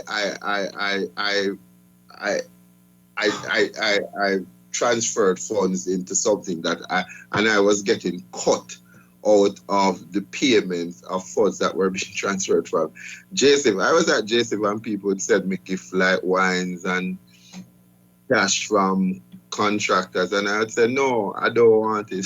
Honestly, don't want it. I don't want to be corrupt that way. But that brethren went on to be the head of JSIF. So when you talk about corruption in the country, me can give a real example. In 2010, my sister died as a janitor, and we went to the Ministry of Education because she worked at North Street Primary School, and there was a commitment when we took the funeral package from Tranquility that the government would have contributed 150,000. To date, that money has not been paid. But the country paid a tremendous amount of money for a close casket to take around a former prime minister around this country. So if this is government that is for the people, so I say I'm going to have the same need when my sister was a janitor. My sister I get $15,000 every 2 weeks. So I say I got family and him associate them could have paid for the funeral. I don't believe that we must use state fund to pay for funeral. So I'm delighted that you have brought, and I don't care if anybody will label me and say I become a pain, because that's the narrative that you jump off in all the time when people talk them, man, why should we pay $30 million for a closed casket to go around this country? When I was a patient at Kingston Public Hospital and my companions were cockroached, you didn't have any equipment. I watched people literally die in front of me. What is it that we really mean when we say is a government for the people? It can't be no government for the people. All I want to tell you, Michael Jackson was right. All me know, them not care nothing about we. And poor people who have gone through this rattigan over and over and over again need to make a decision. Is either you're going to buy into that song, tell me a lie tonight when you go to bed, and I will live with the lie. Or you're going to stand up for your right. Because, you see, what being glad for? At least a Wilfred Rattigan is standing up to the mighty Goliaths of Jamaica to say that, no. We have to check your action. You have a Lloyd that the CM diaspora would never support Lloyd. Him not sexy enough. And I don't know Lloyd I ask for help. The organization that are reaching the people on the inside are not getting the support from the outside. Trevor Monroe could have come after me with an integrity commission and him get money. Him named Dr. Trevor Monroe. But I look at you born in a hornet yard and grew up in a jungle and come through the 70th election when mother put him through the gully. And the only means of escape for the eye was through education. And as me tell you, say, I believe that, boy, is not constitutional reform that we need, it's educational reform. People must be able to make them choice. Me hear politician now I take public mic at talk, but people don't know what them want. What garbolatry is that? You want to tell me say the people them don't know when them hungry? And it's poor people them tell liberty all the while. Remember in a COVID, you know, the Prime Minister said the corner shop people them are cause the spread of COVID. You know, as an insult to the very people who put you into office. And we should never have forgotten the Tivoli incursion. It should be a day that we call doomsday, where the state, because of its failing, created a need for the people to create a person called a Don, because the Don tends to meet the need quicker of the people than the very people that they elect to offices. Right? If a man rape your daughter in a Tivoli, he might forget the gorilla court. I don't particularly want my society to be depicted by this image, but the truth of the matter is the feeling of the leadership right across the board. And one thing me glad Dr. Thomson tell you, university may have some good people, but they have largely contributed to the detriment of this country. The educated people in this country that have learned how to exploit the system and have exploited for their benefit and not for the good of all.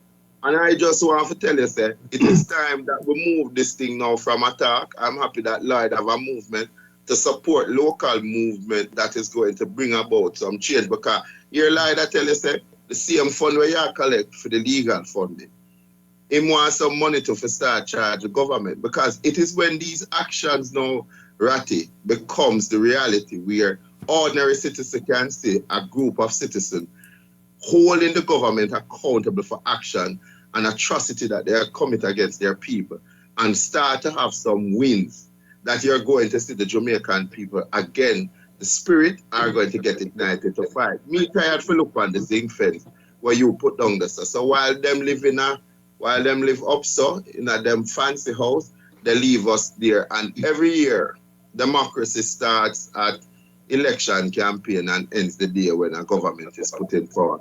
This is a joke. This is a joke. Well, let me 60 ask you years this. later, No, well, let 60 me ask years later, we know better. Let me ask you this. You mentioned that the politicians say that people don't know what they want, right? And you say people know when they're hungry, and that's garbage.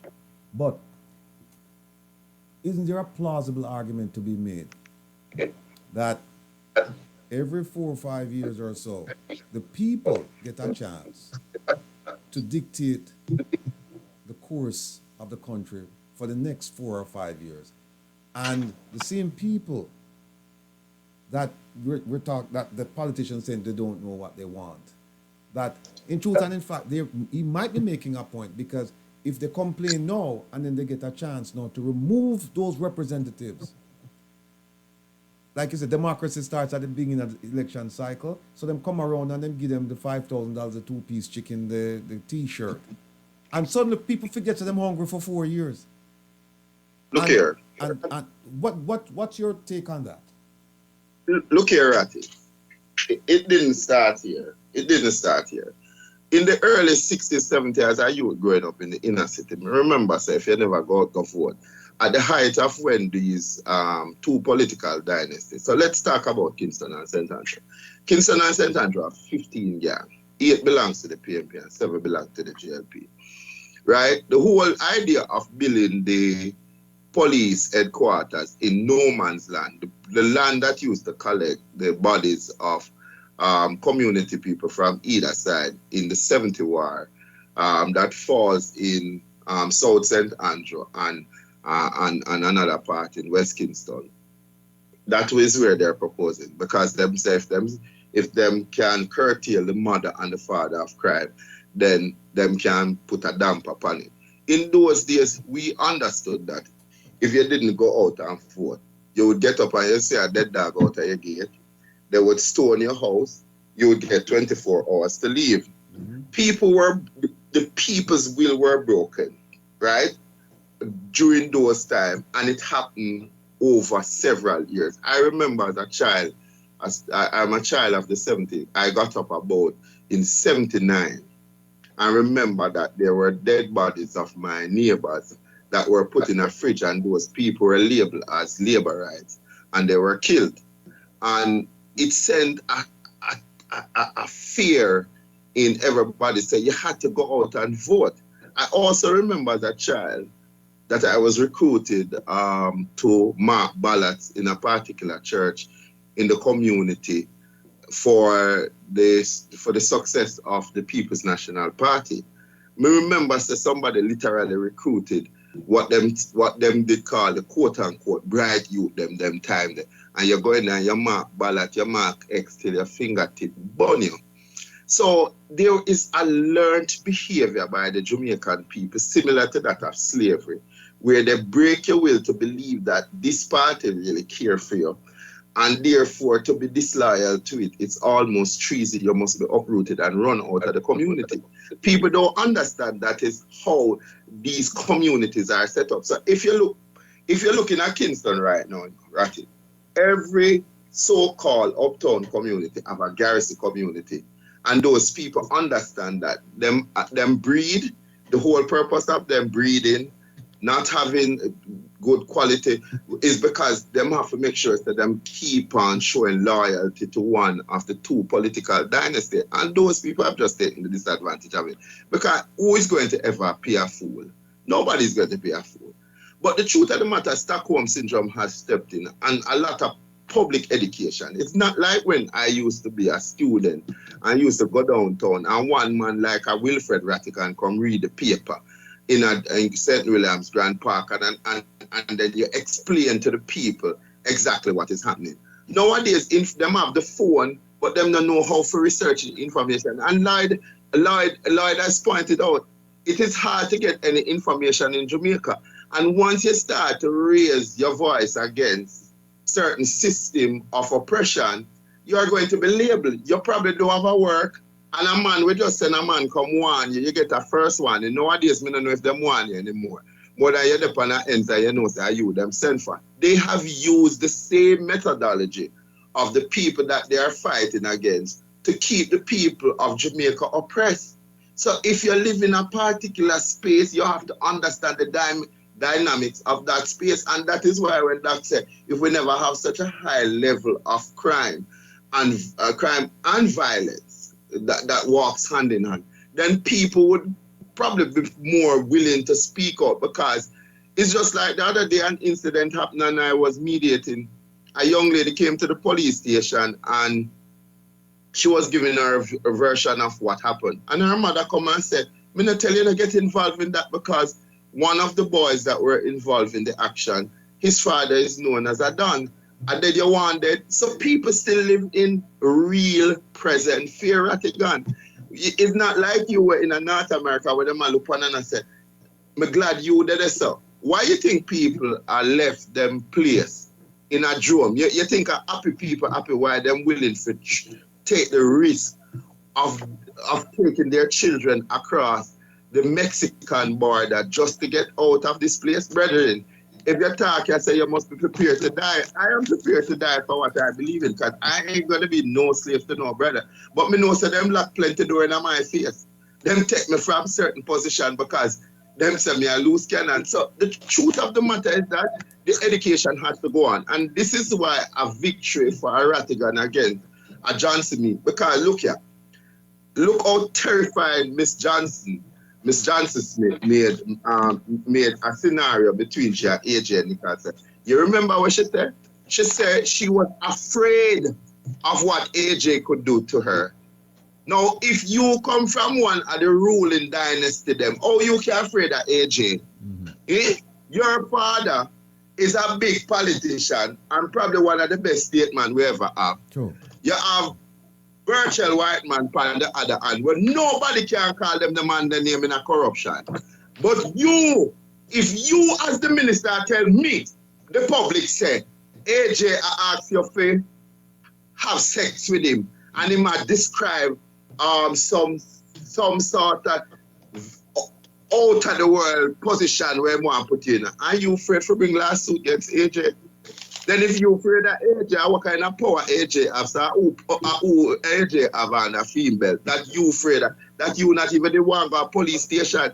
But she probably is aware of the big system that they are in and how them get rid of people when the people them act out of character. So this minister for me should turn up at the national debate and say PMP talk.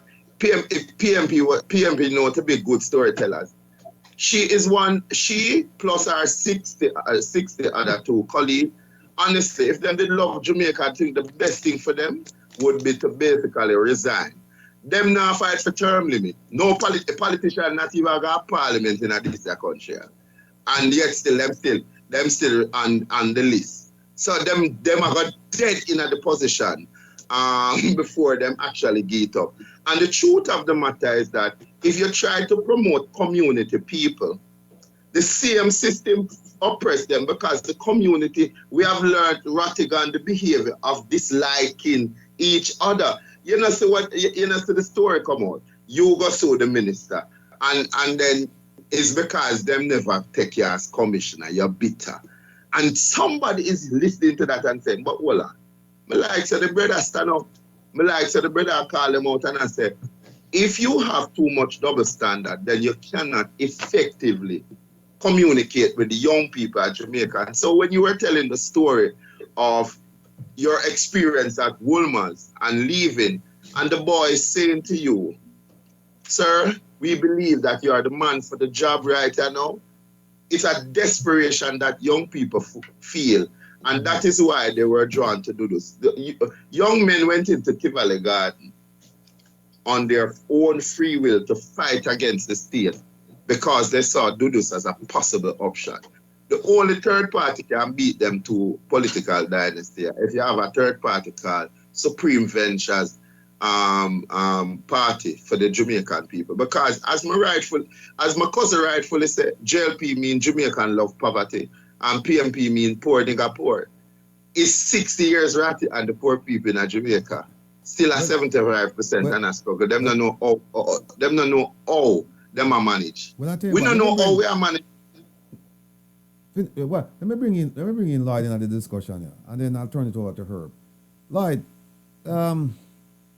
Luke George just said crime and violence walk hand in hand, and that and it breeds fear in people to the point where it's almost like a paralysis, and almost like they're almost like robots. They just have to follow what they've been programmed to do.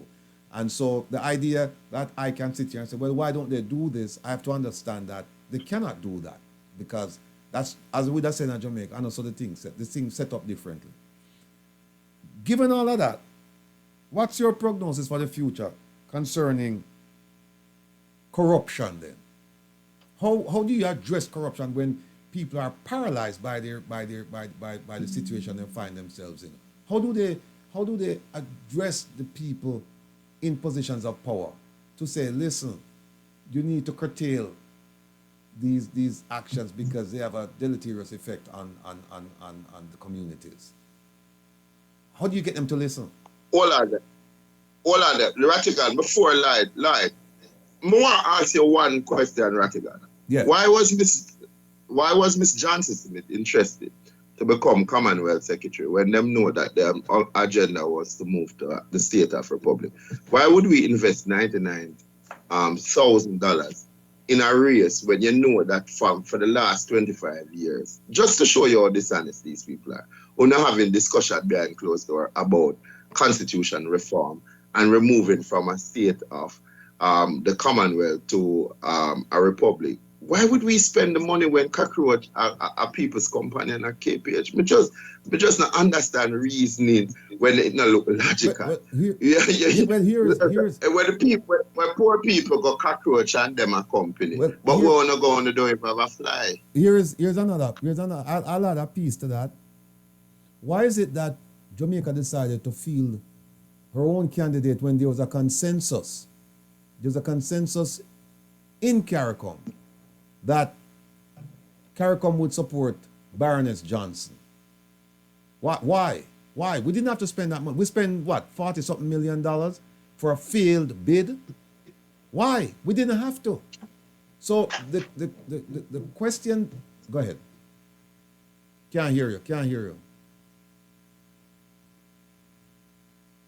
This is exactly.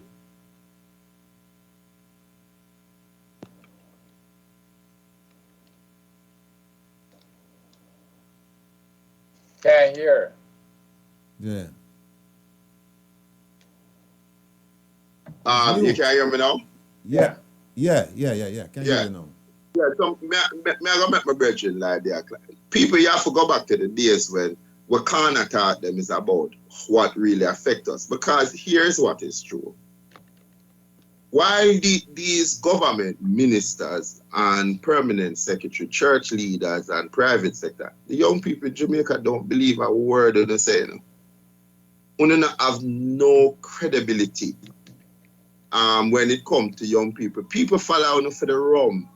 Them, when you hear people sit on the corner and them talk why they even go to a political rally, sometimes them say them not have the money in them pocket for go to social events. So when them have them political rally, I'm willing to take your green shirt or your $3,000. It's a way of escaping the frustration and the hunger. And it might not be logical to me and you, but just think about it. You're getting a bus ride to Negril Point to go support something. You've never been to Negril before. So even in how projects are done in community, like, I don't know, the people them basically take the money when you talk about construction herb, and the people them literally just thief it because them say them know say if them thief it, them are gonna go back and ask more, another project are gonna come, and what they are doing is what the leaders are doing. And I like to I will end with this story. As me tell you, so one day I'm in the mall, Rattigan, and I see some youth between the ages of 9, 10, and the oldest being 14, and them create a sponsor sheet and I beg money. And when I stop them, I tell them, say, boy, we're not doing it wrong, because this is one of the reasons why people look down on our community. You know what the youngest youth in the group must have 8-year-old said to me, say, so why only big people when the politician, the church man them, and the private sector people them, him call them the big man them, and then them just put everybody in there. The big people them will run business and run government. Why when them are thief, we not gonna talk to them. But when we do it, we don't want to punish us.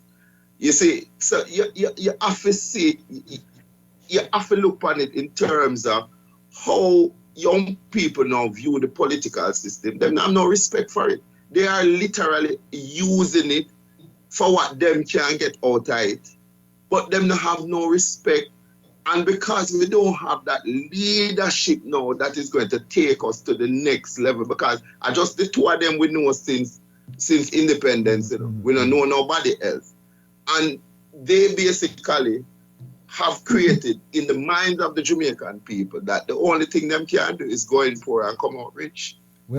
So all me can tell our guys that all me know them not care about we.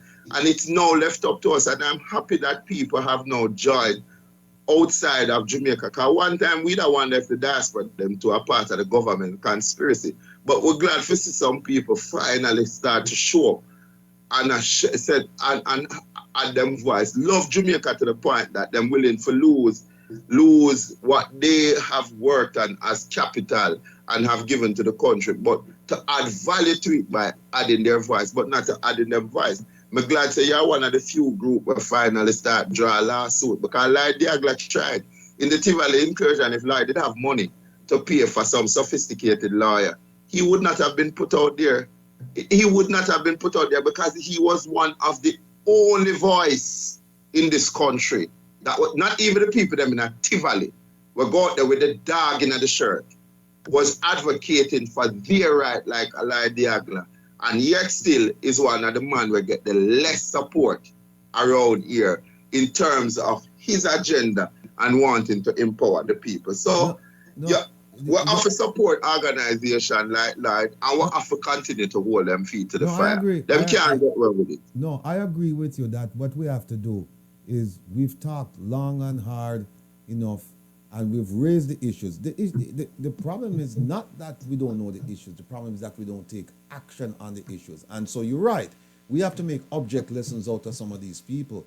And then that will inspire people like the 8 or 10-year-old who told you that, why is it that when the big man them steal and they don't complain exactly. about them? Right. So now what we have to do, we have to go after them and make object lessons out of them so that it's an example on several levels, especially on the level that people feel empowered now that, wait a minute, I can actually go now and have a politician show up in court and answer charges for actions unbecoming of a politician, actually actions in violation of laws. So, Lloyd, jump in. Give us your views. Yeah, well, let me add a few more things to what both of you have just said. Just to remind you that the people themselves regard the system as corrupt. When you do the polls, 70% of the people say the system corrupt. Right. I is a man that take taxi all the while, route taxi. And when you hear the people in the taxi talking about corruption, I mean, the politicians, everybody on both sides, the police, everybody, they know about corruption. They know how it works, right? And as was also said before, in the last elections, only 36% of the people voted. So the politicians come around election time and they give out the money, but still is only 37% of the people, 37% of the people vote. So we must acknowledge that there is a consciousness out there about certain things that go on in the society. Corruption is one of them. And as Luke George correctly said, the issue is that we don't have no leadership, right? The PNP and the JLP are both compromised and caught up in corruption. They are both two corrupt political parties. It's twiddle-dee, twiddle-dum. It's different wings of the same bird. None of them is capable of dealing with the issue of corruption, right? And we have to recognize that. So therefore, the problem is the deficiency in the people who call themselves educated, who belong to NGOs and so on and so forth. They're the ones who are not providing the leadership that is necessary to take the people down the road of confronting the system and dealing with the issue of corruption. That is really what the problem is. And I mentioned it before and I'll mention it again. An NGO like the National Integrity Action, led by the famous Trevor Monroe, a year or so ago, he was totally embarrassed by the American ambassador, who, when he said something about Jamaica being corrupt or Holness being corrupt, the ambassador said, "How dare you say that?" Right? Because they have an agreement, they have an arrangement with Andrew Holness. And he said, "You know what? We are not getting value for money from you."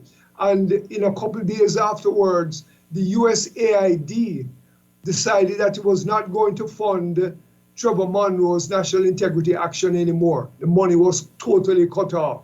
And Trevor Monroe never dared challenge the US ambassador. Okay? So those are the kind of issues that we face in terms of leadership.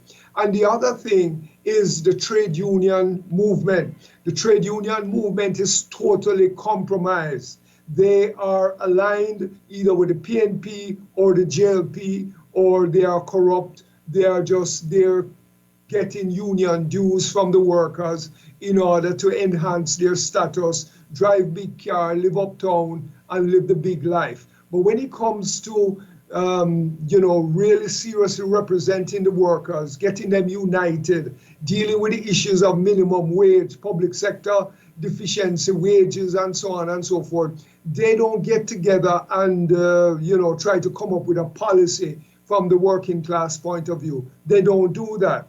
And that is a big, big deficiency. What is also happening is that the trade unions are dictatorships, because most of them can't tell you that they had a Congress recently and the leadership was elected and so on and so forth. So there's democracy within the trade unions, and the workers are electing their leadership because they control it, and they control it for their own benefit, and they make compromises. Look at in the parliament, look at the one them call Lambert Brown. Lambert Brown has been there for decades, right?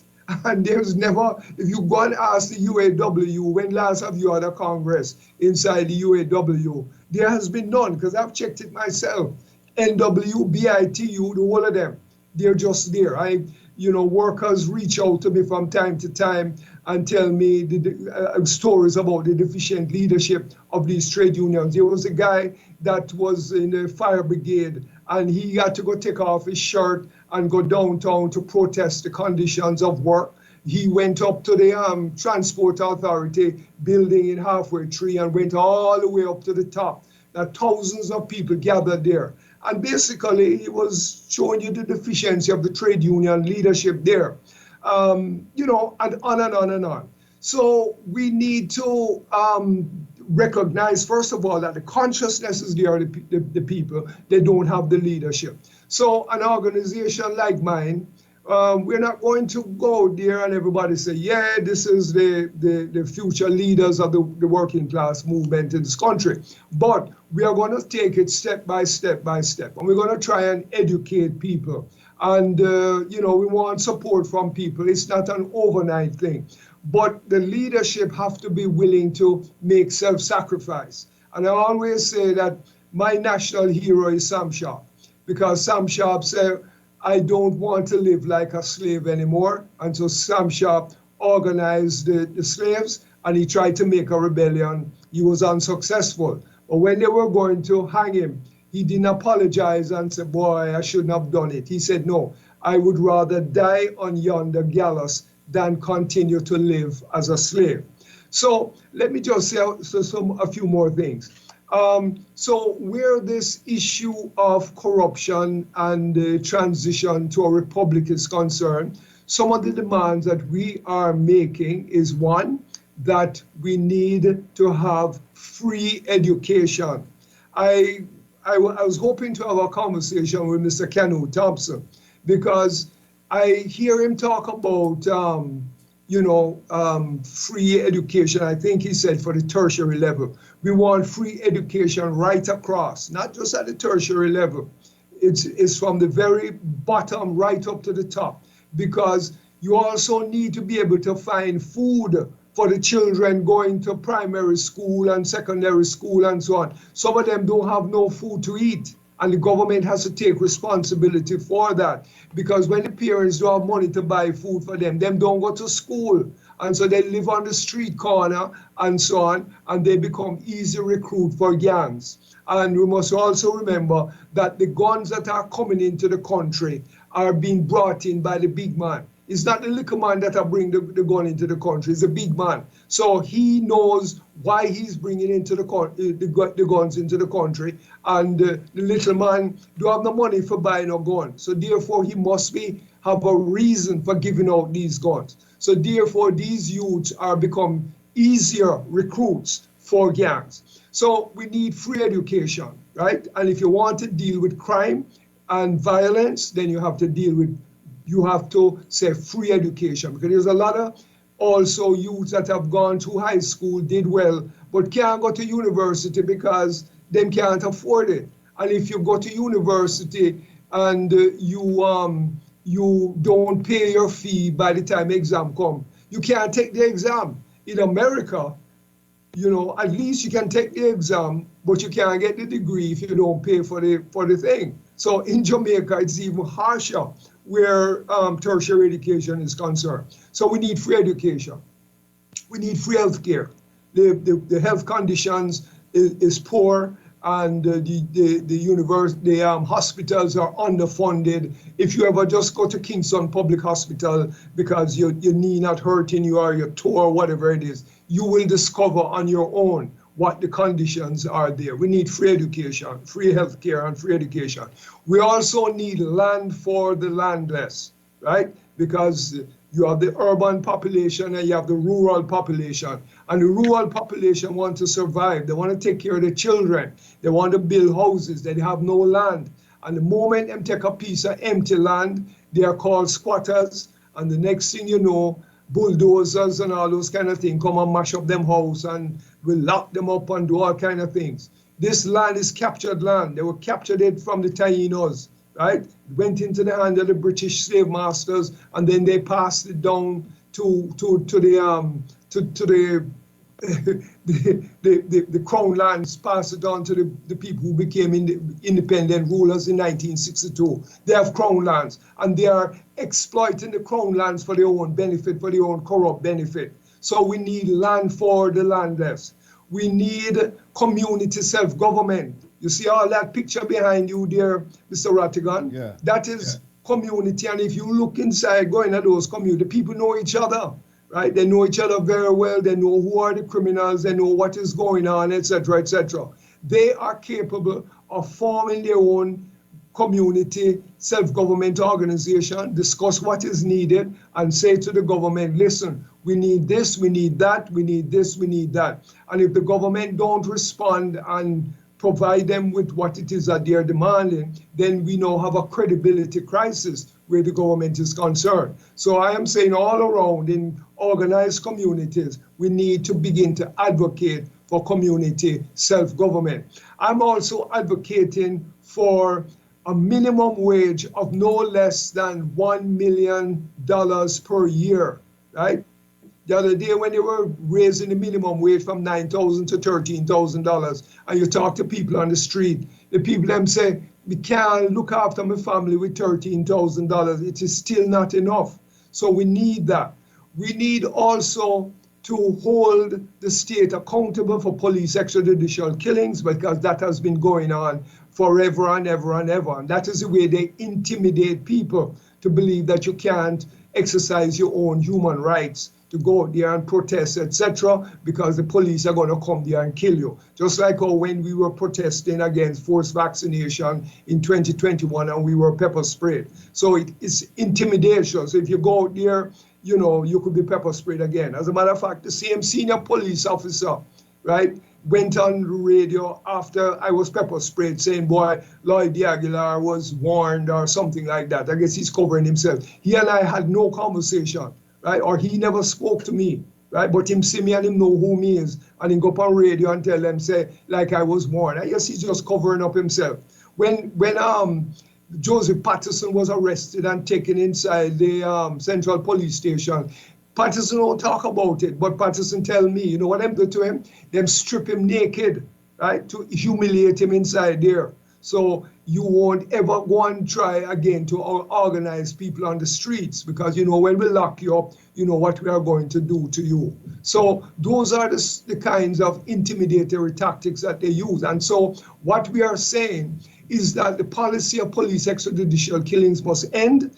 And we, first of all, I think the police commissioner should be an elected position.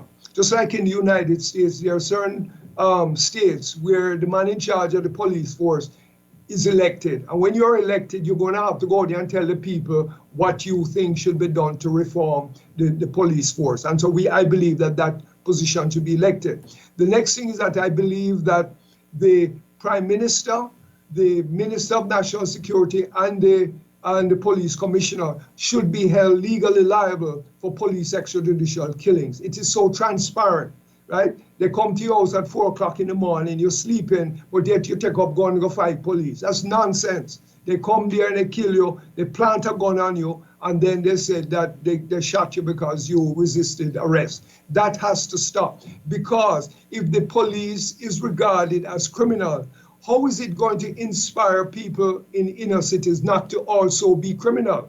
Because it's two criminal forces. The police is criminal, and the people decide, say, well, being criminal is the way it should go, right? And as I said before also, we need a People's Commission of Inquiry into state corruption.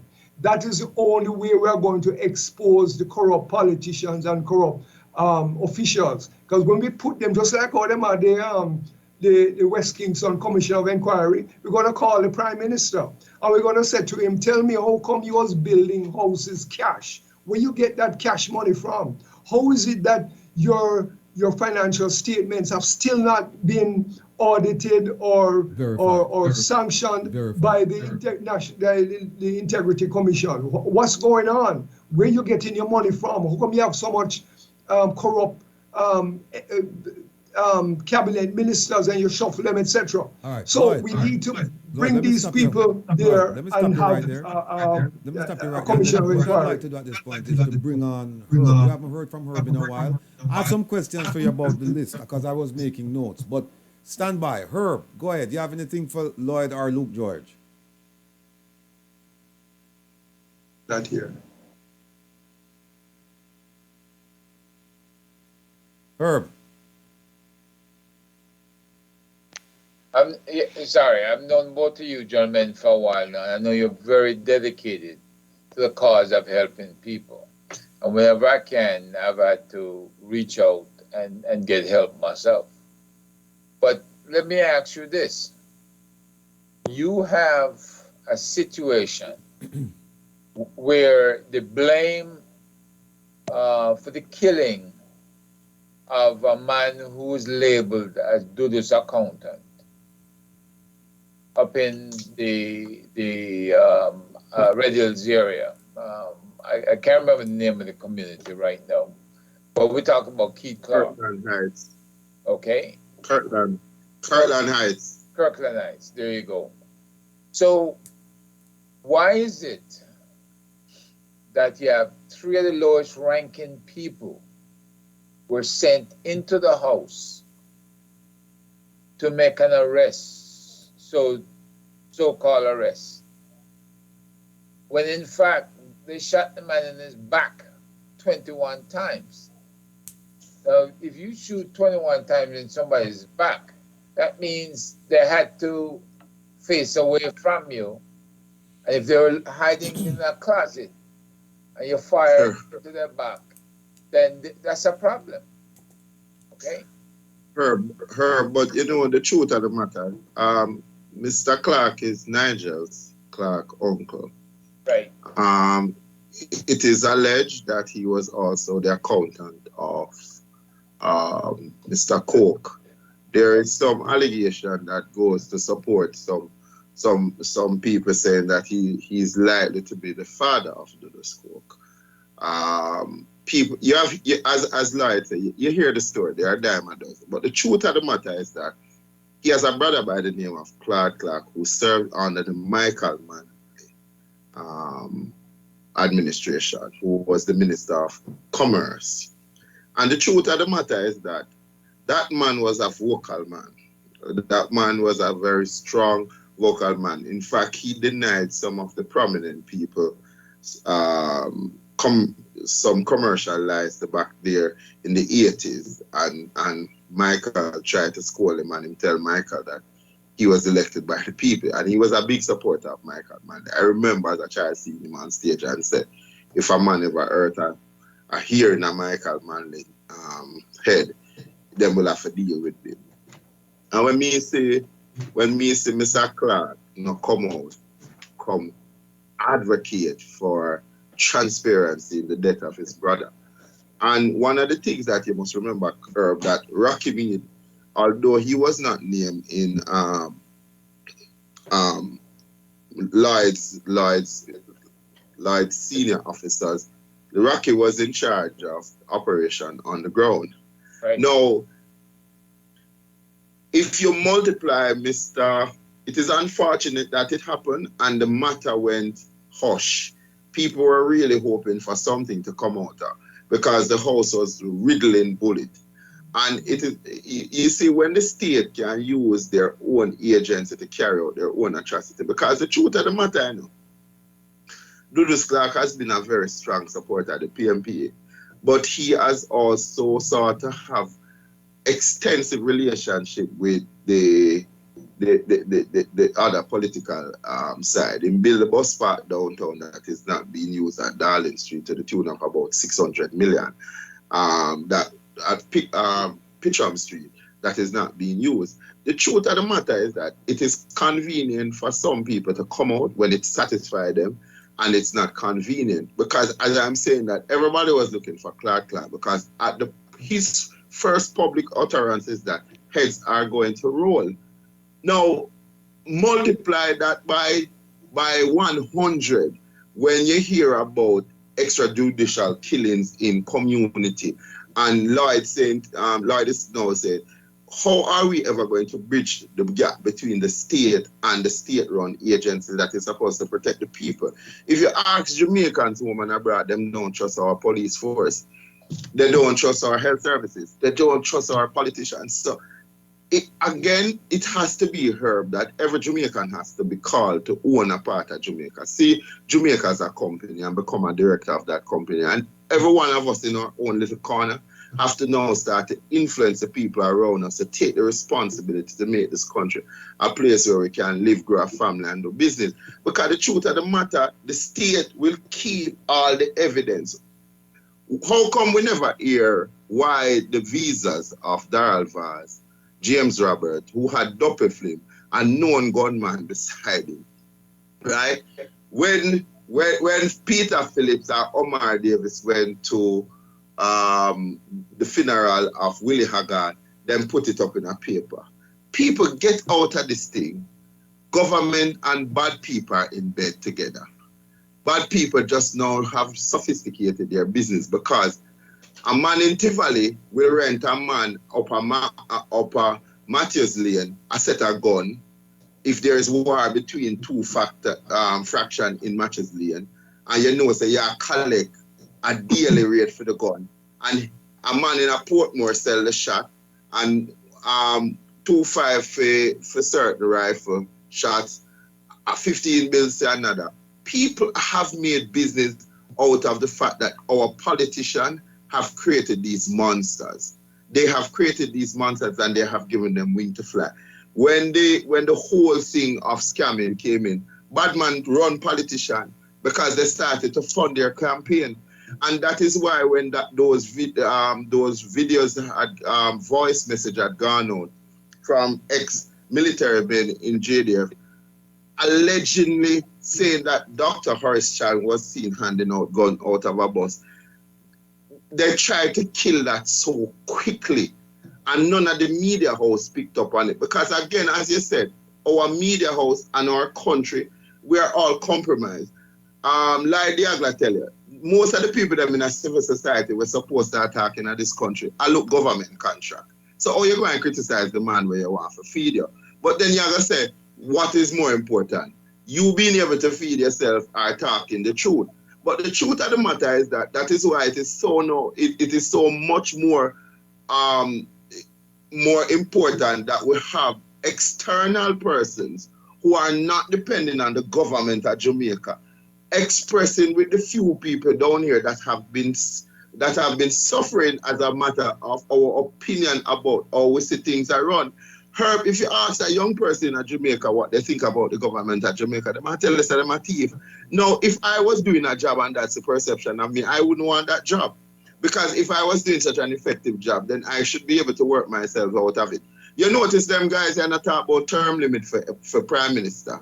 Mr. Olis came to the platform on the basis that term limit was going to be important for election 3 times now him call off the local government election. The people's election are called off because him not have no money. Then Miss Johnson Smith get $99 million. Come on, Prime Minister, man, stop taking me for food.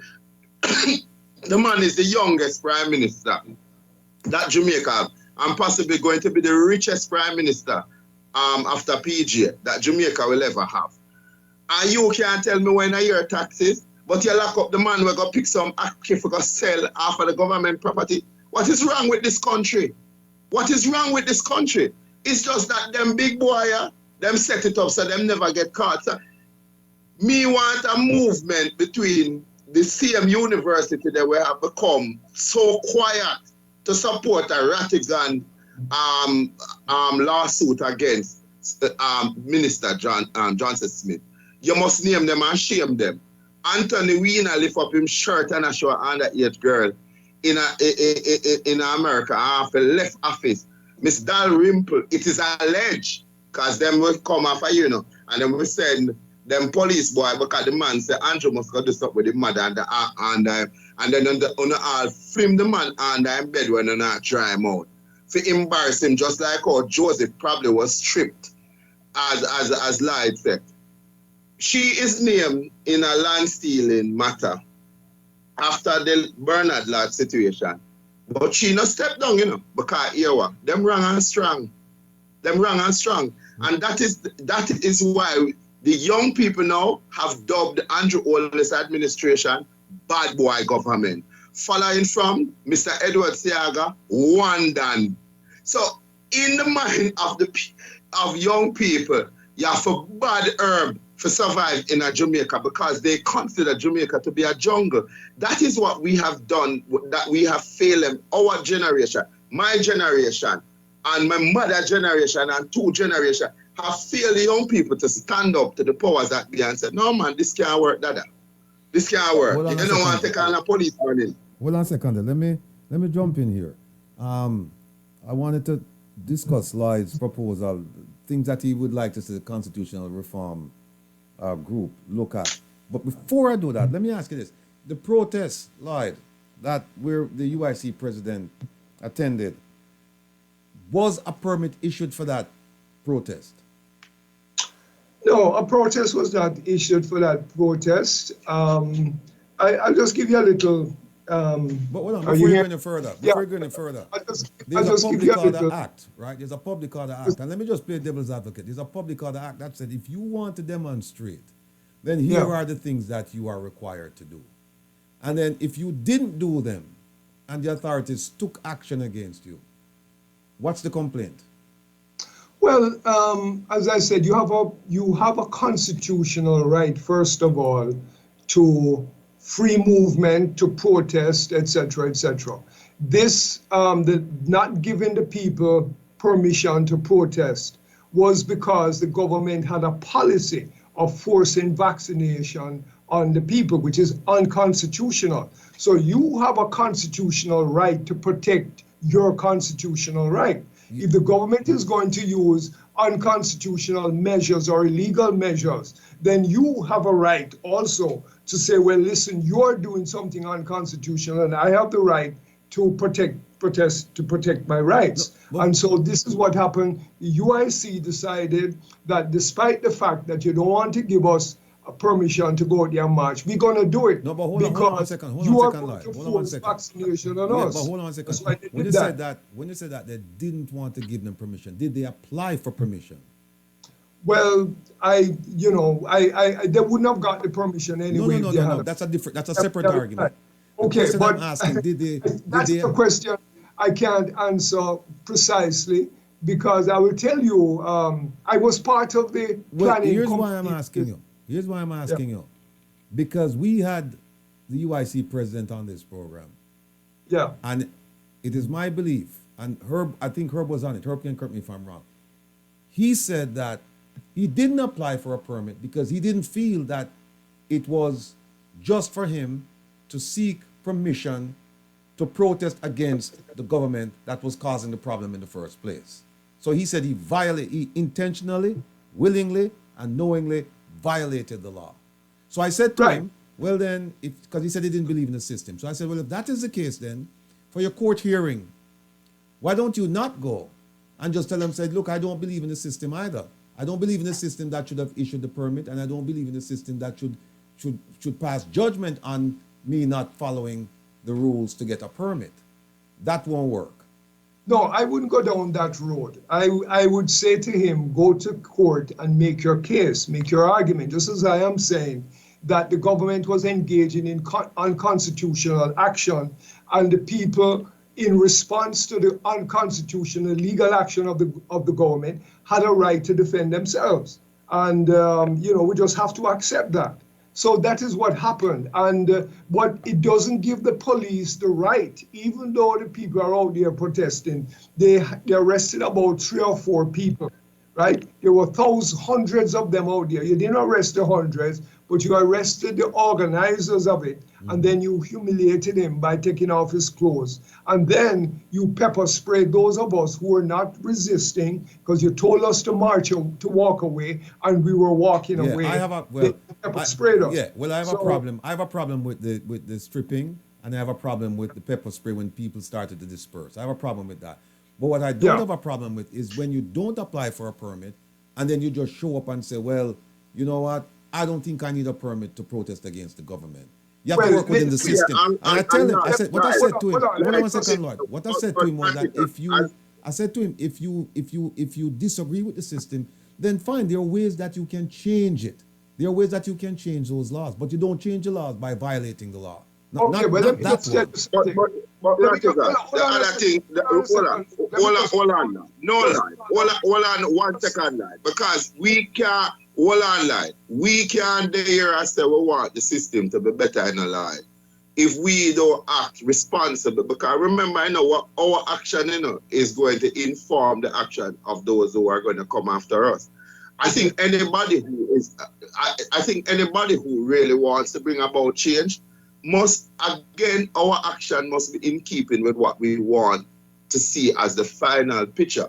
And I am not going to say that, boy, again, the violation where you're going to strip off the man clothes, but definitely the one for make sure the police don't feel like they have the power to do that. Let me just respond to the point that is being made, right?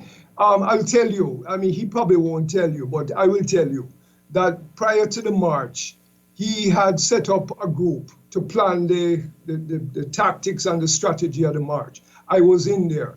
And just like you see me advocating and speaking about things in this little meeting here, he kicked me out of it because of the things that I was saying. And of course, he just wanted to focus on the march itself. Now, if I had been part of the planning all to the end, I would have told Joseph Patterson, I said, listen, you can go and apply for your march permit, you should, but you're not going to get it. And I believe that you don't even need a permit. Not if you are protesting and you go in the road, it's illegal. If you walk on the sidewalk of the street, nobody can stop you from walking on the sidewalk of the street. That is what I would have advised him to do, but he didn't listen to me. He did his own thing. So were I the leader of this protest, the people would have been out there the same way. They would have been walking on the sidewalk. Listen, in just a short period of time after what happened down there in downtown Kingston, when UIC was leading this protest, the police, without permission, went on a big rotted demonstration in front of the Supreme Court because they didn't like the salaries that were being offered to them. They didn't get no permission and they do it, and nobody never come and arrest them and carry them, go lock them up and take off them clothes and humiliate them, etc., etc. So the point, hold on. So the point that I'm, just allow me a second now.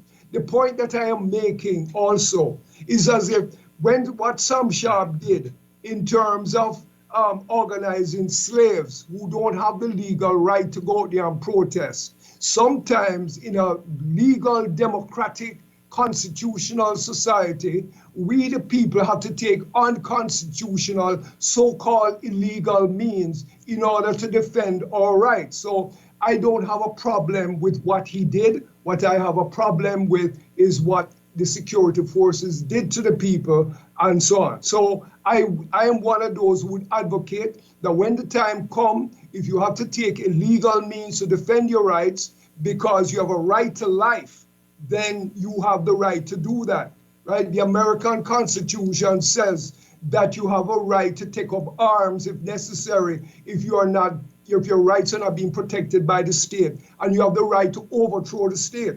That is also in the Constitution of the United Nations, and it is implicit the same thing in the Constitution of Jamaica, that if them trying to hang you, you have a right to take up arms and to defend yourself and to overthrow an illegal oppressive system. So we need to recognize that, otherwise we will live as slaves forever and ever and ever.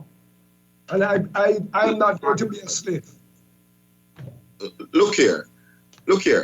Rattigan, me know that there is going to come a time when you basically have to go against what is the norm, because the system is built to keep out some of us. It will oppress us and it will not. And so you have to develop strategy and become bigger and better in outthinking the system. Maybe you don't make the application for the UIC don't make the application. Make an independent body go make the application. Because you know the ones that you, them are going to tell you no. And them are going to find every excuse in the book. I don't want to see us get to the stage where we basically trying to empower people to be more involved. Lloyd, allow me to finish, Lloyd, me listen to you now. Me listen to you. It won't take too long. I want to say something more. No, but Lloyd, don't tell me about too long for that. Because when you talk respectfully, me give enough time. Me no want to push this idea of people. So remember that. Right, cool. But what me no want, Rattigan, is that for us to change things, we have to get almost similar to that. So we have to be careful the grounds that we are treading. Because you see, right now, Jamaica is like a volcano. And you see these words that we're putting out there in the airwave, in the ears of people. We who know better have to make sure that we can get what we want. It's just a matter of how we're willing to strategize. And oftentimes, we go alone thinking that we can make a difference. And this is why it's important that when ideas are out there, because you see, when you are telling them what to do, them kick you out. Even out and making a suggestion as to how to approach a thing, them are going to kick you out because everybody believes that them can achieve it. And that has been the attitude of everybody. We're so indifferent to each other that we start to sideline each other and we can't come together because different opinions. Fine. Can I just speak now? Listen, you talk about protests, right? I have tried to organize people protest in Tivoli Gardens. And them said, no, the police commissioner said, no, you're not getting no protest. So that is when I know my strategy is I'm going to protest, but I'm not going to walk in the middle of the street and block traffic. I'm going to come on the sidewalk. The other day, there was a protest downtown at the park. I forget what the park name, downtown Kingston, right? It was a Rastafari protest. And just to assemble in the park and to have a speech and so on and so forth. The police said, no, you don't have a right to be in the park here. So these things happen all the time.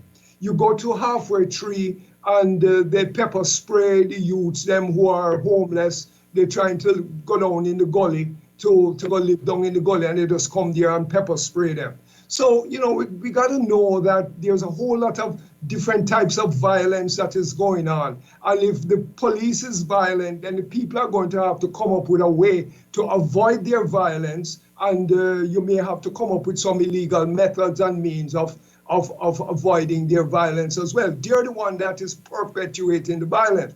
And I'll say another thing. Recently, the Gleaner had an editorial, right? And in that editorial, the Gleaner said, we have 2 gangs in Parliament, right? That is what it said. There's not one of those political parties that was able to challenge the Gleaner and say, how dare you call us gangs? But guess what? You have an anti-gang legislation. How does the anti-gang legislation work? They go into the inner cities, they carry their trucks, and they scoop up hundreds of young men, carry them into a detention center, so they're going to investigate them, and then if they get evidence against them, and so on and so forth, and try them years afterward. But guess what? Why is that the anti-gang legislation is not used against the parliamentarians? Why is it that a truck don't go there and drape up all of them and put them in the back of a truck and then go and get the evidence against them and try them for being part of two gangs? Because we do know that not only are they corrupt, but they are part of bringing guns into the country, arming the one other gang and the other gang and this one and that one. They're the ones that are bringing the guns into the country. So we have two corrupt, violent gangs in parliament that is pushing what is happening in this country. Lloyd, please don't hedge and hem and haw when it comes to looking at how the system works. Lloyd, we have two violent gangs in the parliament. Lloyd, let me ask you a question. Yeah, but and we're going to have both of you gentlemen back on another program, maybe next week or the week after, because this topic is quite interesting in terms of the constitutional reform, things that we would like to see placed in that living document. Now, I wish you guys could see oh, somebody's calling now. I wish you could see the chat room, because there are two interesting comments there, one by Zolita, one by Lisa. But let me take this call. Hold on a second. Yeah, caller, go ahead, please. Good afternoon, Mr. Rattigan. How are you doing, sir? Doing well, my brother. You have a question for the panel here? I'm sure. No, I have a statement to make. Please go ahead. I must say good afternoon to the gentleman on the platform, Mr. De Aguilar and Herb Nelson Julian and Justice Luke George. Let me say something here. I am in agreement with Mr. Lloyd. We have two political gangs in the parliament, and we must get two garbage trucks. All the garbage truck that Nigel Clark bought, and put every single one of them inside there and dump them at Riverton City dump. That's all I have to say. Dump every single one of them in Riverton City dump. Have a good evening, Mr. Rattigan. Thank you, sir. Now, here's my reaction to that. My reaction to that is this. If we're going to try to effect change, you can do it as Lisa says, make good trouble, right? But we have a system in place, and I'm saying there are ways that you can actually address those things. And why don't we try doing that first? And then if that doesn't work, then we try something else. I agree with you that we need to strategize. We just don't need to just, a knee-jerk reaction to everything. And that's all I'm asking for. But let me just switch the conversation just a little bit, and we're pressed for time. Lloyd, you mentioned for the constitutional reform, you want to see free education, food for school children, land for people, community self-government, government organization, minimum wage of $1 million, hold the state responsible for extrajudicial killing, including the Minister of National Security, PM, and Police Commissioner, and Police Commissioner to be an elected position, and People's Commission of Inquiry. Now, some of those things will require large sums of money. Where are we going to get, given the state that we're in right now, have you thought about where is the money going to come from to take care of some of these things here? Well, I'm glad you asked that question. If you look at the last budget debate, right, the two sides are cussing each other because they are saying that, well, is the working class, the poor people, and whether there are increased taxes on working class. And both of them say no. They're back and forth. But guess what? Both of them are in solid agreement that there must be no increased taxes on the rich, the super rich, the ones who are making billions and billions of dollars. Both of them, they have signed an agreement with the International Monetary Fund, and that has been going on for quite some time now, where you don't tax the rich at all. So we need to talk about increasing taxes on the billions that NCB and Sagicor and Proven and all those companies are making. I see where, in terms of even your own investigation into this lady here, where you make some accusation. You see, what is happening also is that when the companies give the politicians money and so on to fund their campaign, they don't report what the money they get. They don't talk about it, they hide it. And that this kind of hiding of money and and money laundering and so on and so but forth Lloyd, let me goes just in this country. So I am convinced that the money is there and we must tax the rich, and that money will be used to take care of social needs of the people. That argument needs to be refined. I mean, I'll agree with you in principle, but we need to refine it. And as far as politicians getting their campaign funded and they're not declaring the money as gift, I would suggest that you take a look at the tax code. I did this morning, and for certain events, they don't have to report to the tax people. Like, for example, the Minister Kamina Johnson Smith, right? I ended up with a journalist this morning talking about whether or not she should or should not have reported the money that was provided, that made her a third-party beneficiary. And the tax code is silent on those things because it never contemplated an international campaign. So what I would suggest you do before we make those arguments is that we do our research and then we kind of refine the argument. Herb, come on in, my brother. You've been silent for a while. I've done my research, and I do know that there are ways and means of exploiting the weaknesses in the system. And the politicians are the ones who make the laws. And that's why we have to tighten them up. I agree with you. I agree with you. I agree with you. I agree with you. No argument there. Herb. I give you another source of funding. Last year, there was a raid on this house in Montego Bay, and there was 7 million Jamaican dollars and about 4 million US dollars. And this is a place where you have drugs, stash, and all kinds of stuff in there.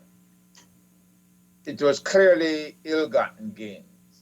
And the people there were arrested. One was let go because his name was Preston Bingham, and there's been outstanding warrants on him from 1980s. Matter of fact, he had a warrant on him by DOJ before Duluth's warrant, and he was protected by the government ministers. So nobody has been able to lay a hand on him. But in any case, ill-gotten gains in the house, it was seized. My question is this: with all ill-gotten gain that has been seized, it should be going into the Jamaican treasury, and that money can be used for unscheduled expenses. Am I right or wrong?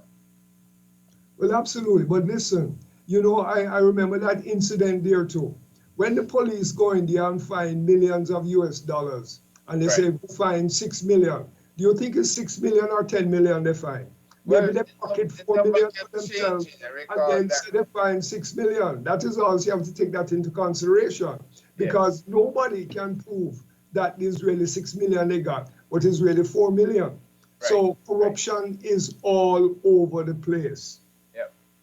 So one of the things is that I could agree with you that all of the money that we find through the criminal channels can be put into support some of the program. And we have to build out proper structures, because when you talk about landless, land for the landless, all of the social housing that government have built, the people basically are struggling to pay their energy money, the utility bills. So we need to look at real job creation for people.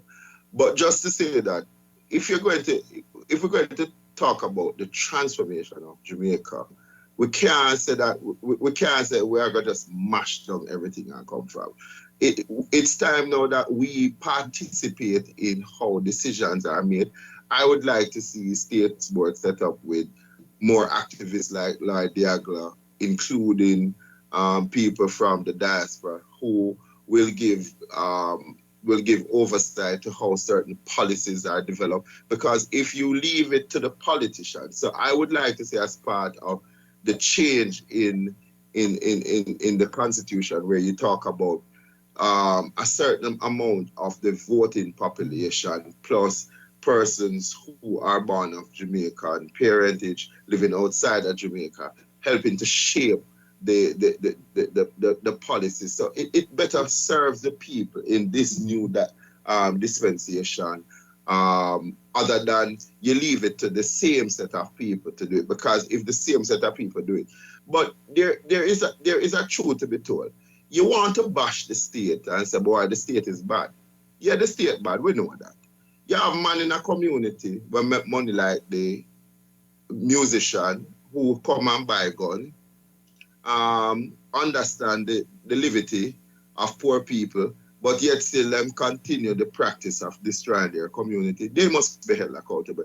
You have men in community who have illegal guns, who exact punishment on people in community. You send for people data and them have to send them. We have to stop these things. It's not just the state. If you talk about the private sector, you have to look at it in terms of how you organize to get the taxes from them. Because no matter what happening in Jamaica now, everything is being quoted in US dollar as if we have become an extension of the United States. And so you need to have people who are watching how we transact business in Jamaica and why Jamaicans are being asked to pay for things in a United States dollar when we don't use the US currency. So crime is the biggest. Crime is the biggest paying agency in Jamaica. And people, one second. Crime is the biggest paying agency in Jamaica. I'm gonna care. We need to stop talking about poor people and make it happen to poor people without us participating. And we have to come to the point now where we look upon it and say how it is seriously affecting us, that we're not going to ever be better off. Because you're a small business person start a business in the inner city and war start, that person suffer. And it's not just because of the external influence. We have to look at the internal. So we have to do the dissection by saying it's not them alone. We also have a responsibility. And that is why when you talk about NGOs, corrupt public sector organization, it's the people in there, and the people who are doing these things must realize that they need to stop. For instance, you have a man who is outside of the door of RGD who is telling you him can get you a birth certificate quicker than if you go inside and apply. And then when you look at the line out there and the police record office, you're inclined to take the bait because the system is not working. So there are defects in the system. But the other part of it, we must not say, boy, there is not people inside of the system where we can work with who have the potential to bring about some change. Let me just say something. Yeah, hold on a second, Lloyd. Let me just say something in response. Hold on a second. I just want to say, like I said to you before, in the chat room we have Zolita. She have some, she made some good points, and then Lisa, she's there. But then somebody sent me some messages here, and they said that they said the discussion needs a part 2, and then somebody made another one. They said if you dump and this I think is in response to what Mr. Tavares said. If you dump them a Riverton, them will crawl back. You need to put them a barge and send them a sea. So so they hear. Sometimes you have to take seriously like a joke, right? But I just want to say one thing. Because we're pressed for time now. We only have about 12 minutes I'm going to left. be very quick. So, I'm just going to all right, go ahead, Lloyd. Yeah, I'm just saying that, we have a tendency to want to blame the people for crime then, let us say. I don't blame even the people who are committing the crimes. They are put in a position to commit the crimes. Listen, you have Barbican, you have Beverly Hills, you have all these kind of communities, and then you have the downtown communities. But I never hear of Matalan or Issa taking out him gun and go shoot anybody or go rob anybody, or the people in those communities engaging in any crime. Those communities are crimeless, right? So, and the reason why they're crimeless is because rich people living in them, the community, their garbage is taken up, they have all the place to live, they can send their children to school, etc., etc. When you go to downtown in the cities, you're getting all kinds of problems down there. And because of all those problems, then that is when crime and violence and all those kind of things. So until we all become like Beverly Hills and all these rich communities, then crime will continue. And it is the state, the system, the ruling class that must be held. I'm going to finish. That must be held accountable for crime. Not it is the rich people, the corrupt system, the violent system that rules over us that must be held accountable for crime, and that must change. So you're taking out the people that we have contributed to it, Lloyd? I am You saying said that it's become a poor.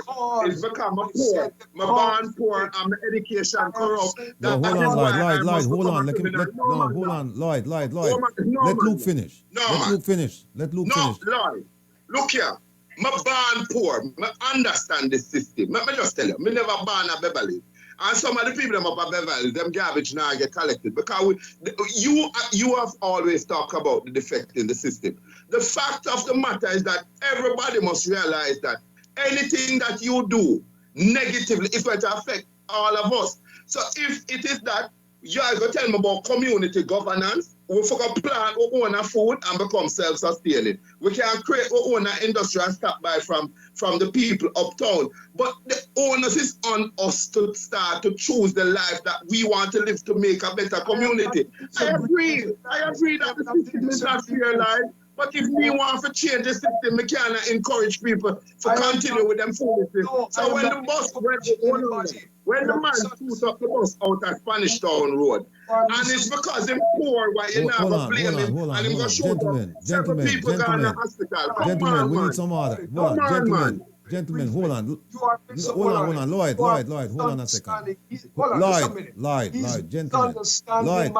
Lloyd. I am not telling people that they must go there and engage in crime. I'm saying the cause of crime is the difference between the rich and the poor. That is what I'm saying. Lloyd, listen to me, Hold on a second, gentlemen. Hold on a second. Here's what we're gonna do. We have 9 minutes left. I'm gonna give you 2 minutes each. Lloyd, go ahead. You have your 2 minutes. Say your piece. Yes. Well, let me just continue on this point, right? I am not telling people that they don't have a responsibility, right? I'm not anybody out there doing crime, robbing, stealing, doing all. I'm not encouraging that at all. But what I'm saying to you is that you have Beverly Hills and you have the poor community. In the poor community, everything that you can imagine that is criminal is going on there. But in a Beverly Hills, it is not going on at all. Mr. Matalan and Mr. Issa and Mr. Mahfood are not being arrested for the kind of crimes that people are being arrested for in the inner city communities. And where the guns is concerned is the big man and the government and the politicians that are responsible for the bringing in of guns into the country. So we must take all of that into consideration as well. So therefore, the point that I'm simply making is that if we want to end crime, we have to deal with the social issues that cause crime. And that is what I'm saying. One of the issues is lack of education, lack of jobs, lack of health care, lack of the powerlessness that exists in these inner city communities. And those things have to be addressed. And if you begin to address them, you will be able to solve crime. And part of the crime problem is that the rich are not paying their fair share of taxes. They are getting away with all kinds of legal crimes. And until we address the legal crimes that they commit, you are going around in a circle. Twiddle-dee and twiddle-dum. Nothing is going to change. All right, we need Lloyd. some radical change. All right. Luke George. No, look. I agree that we need for change for more than one reason.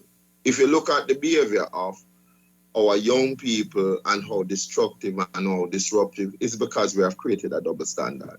But my approach to it is that just like how that young man, there's a little 14-year-old boy who has gotten up and started an initiative whereby he's calling up on everybody to play their part in ensuring that we create the space that we want to see and the place that we want to live. And so it starts with the responsibility of I. We have to empower our people because it's one man, one vote. To see voting as a means of electing people like a Lloyd, maybe a Wilfred Rattigan, who have the people's interest at heart, instead of continuing the tradition of voting for the two-party because you grew up in a particular area and this is how your family vote. But there has to be a responsibility that we, the Jamaican people, have to take, that if we don't get up and do something to help ourselves, then Sam Shaw was able to get up and do something and organize people around a single vision of time come for slavery for finish. And time has come now for every Jamaican to stop turning a blind eye. Because again, I'm agreeing with my brother Lloyd, you know. The people them uptown get better treatment. They are not perceived as criminal, but when you come to the inner city, you treat people with impunity. That shouldn't happen. Every Jamaican citizen should feel both intrinsic and extrinsic, should feel a value of intrinsic value and extrinsic value to the situation. So it is sad, but I believe, Rattigan, we're on a good page now compared to 2 decades ago, when people tap on them back veranda. Now, we have them radio program here that is not limited like RJR and Observe and Gleaner. So even when Gleaner talk about that, some of the gang members them come from Gleaner. You have a man down there with the name is a Clark where never like nobody talk about certain things. So you see, the hypocrisy, we need to stop that. We need to just know that Jamaica is our one, it's a company where all directors, we have to play our part to change it. And if we don't play our part, we must just leave the process to those who want it to change. Because everybody on this platform, barring none, recognize that something fundamental has to change. And so me, I say, if this government is really interested in the people, they would stop the constitution reform and go to community development activity, whereby they increase the citizens' participation to understand how they feel and to make suggestions to how they want things to be changed. Thank you, sir. Herb.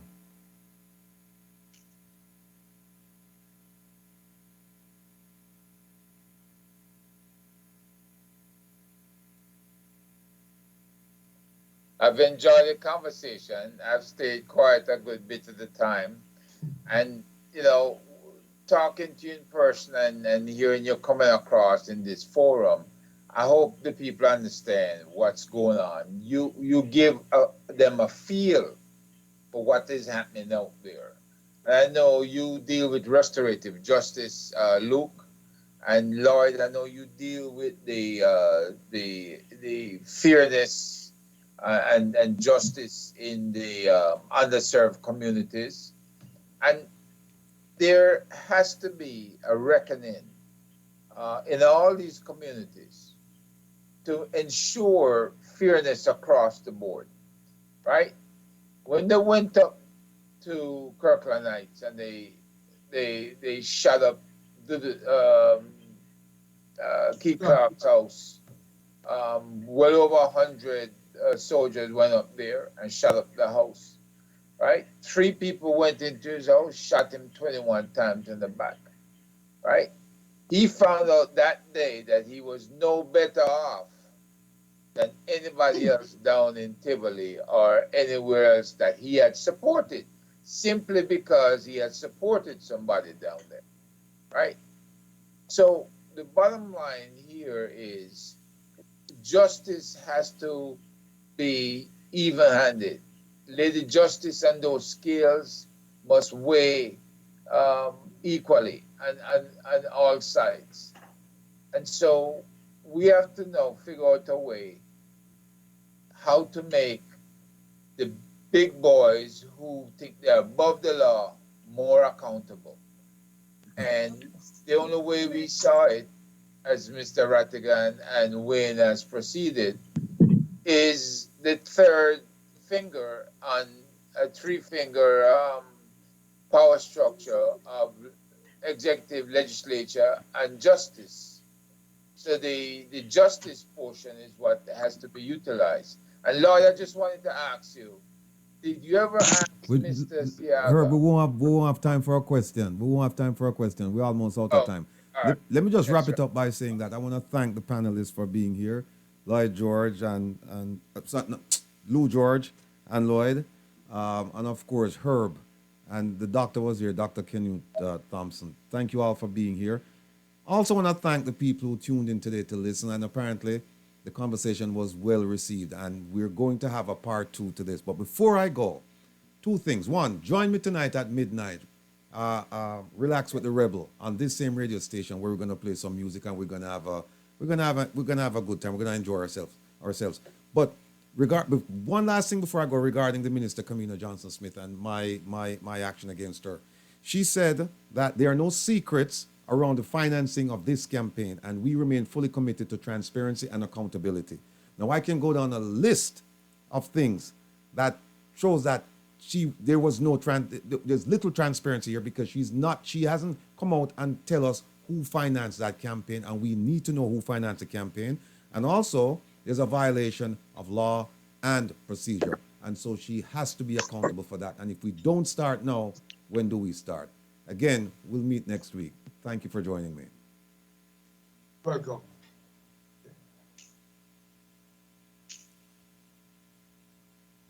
All right, Lloyd, we'll link up. Hold on, Muffet. We'll link up. Lloyd gone. Luke, I'll give you a shout later on. Yeah, her. Honesty, and you say honesty. Honesty, and you say honesty. Honesty, and you say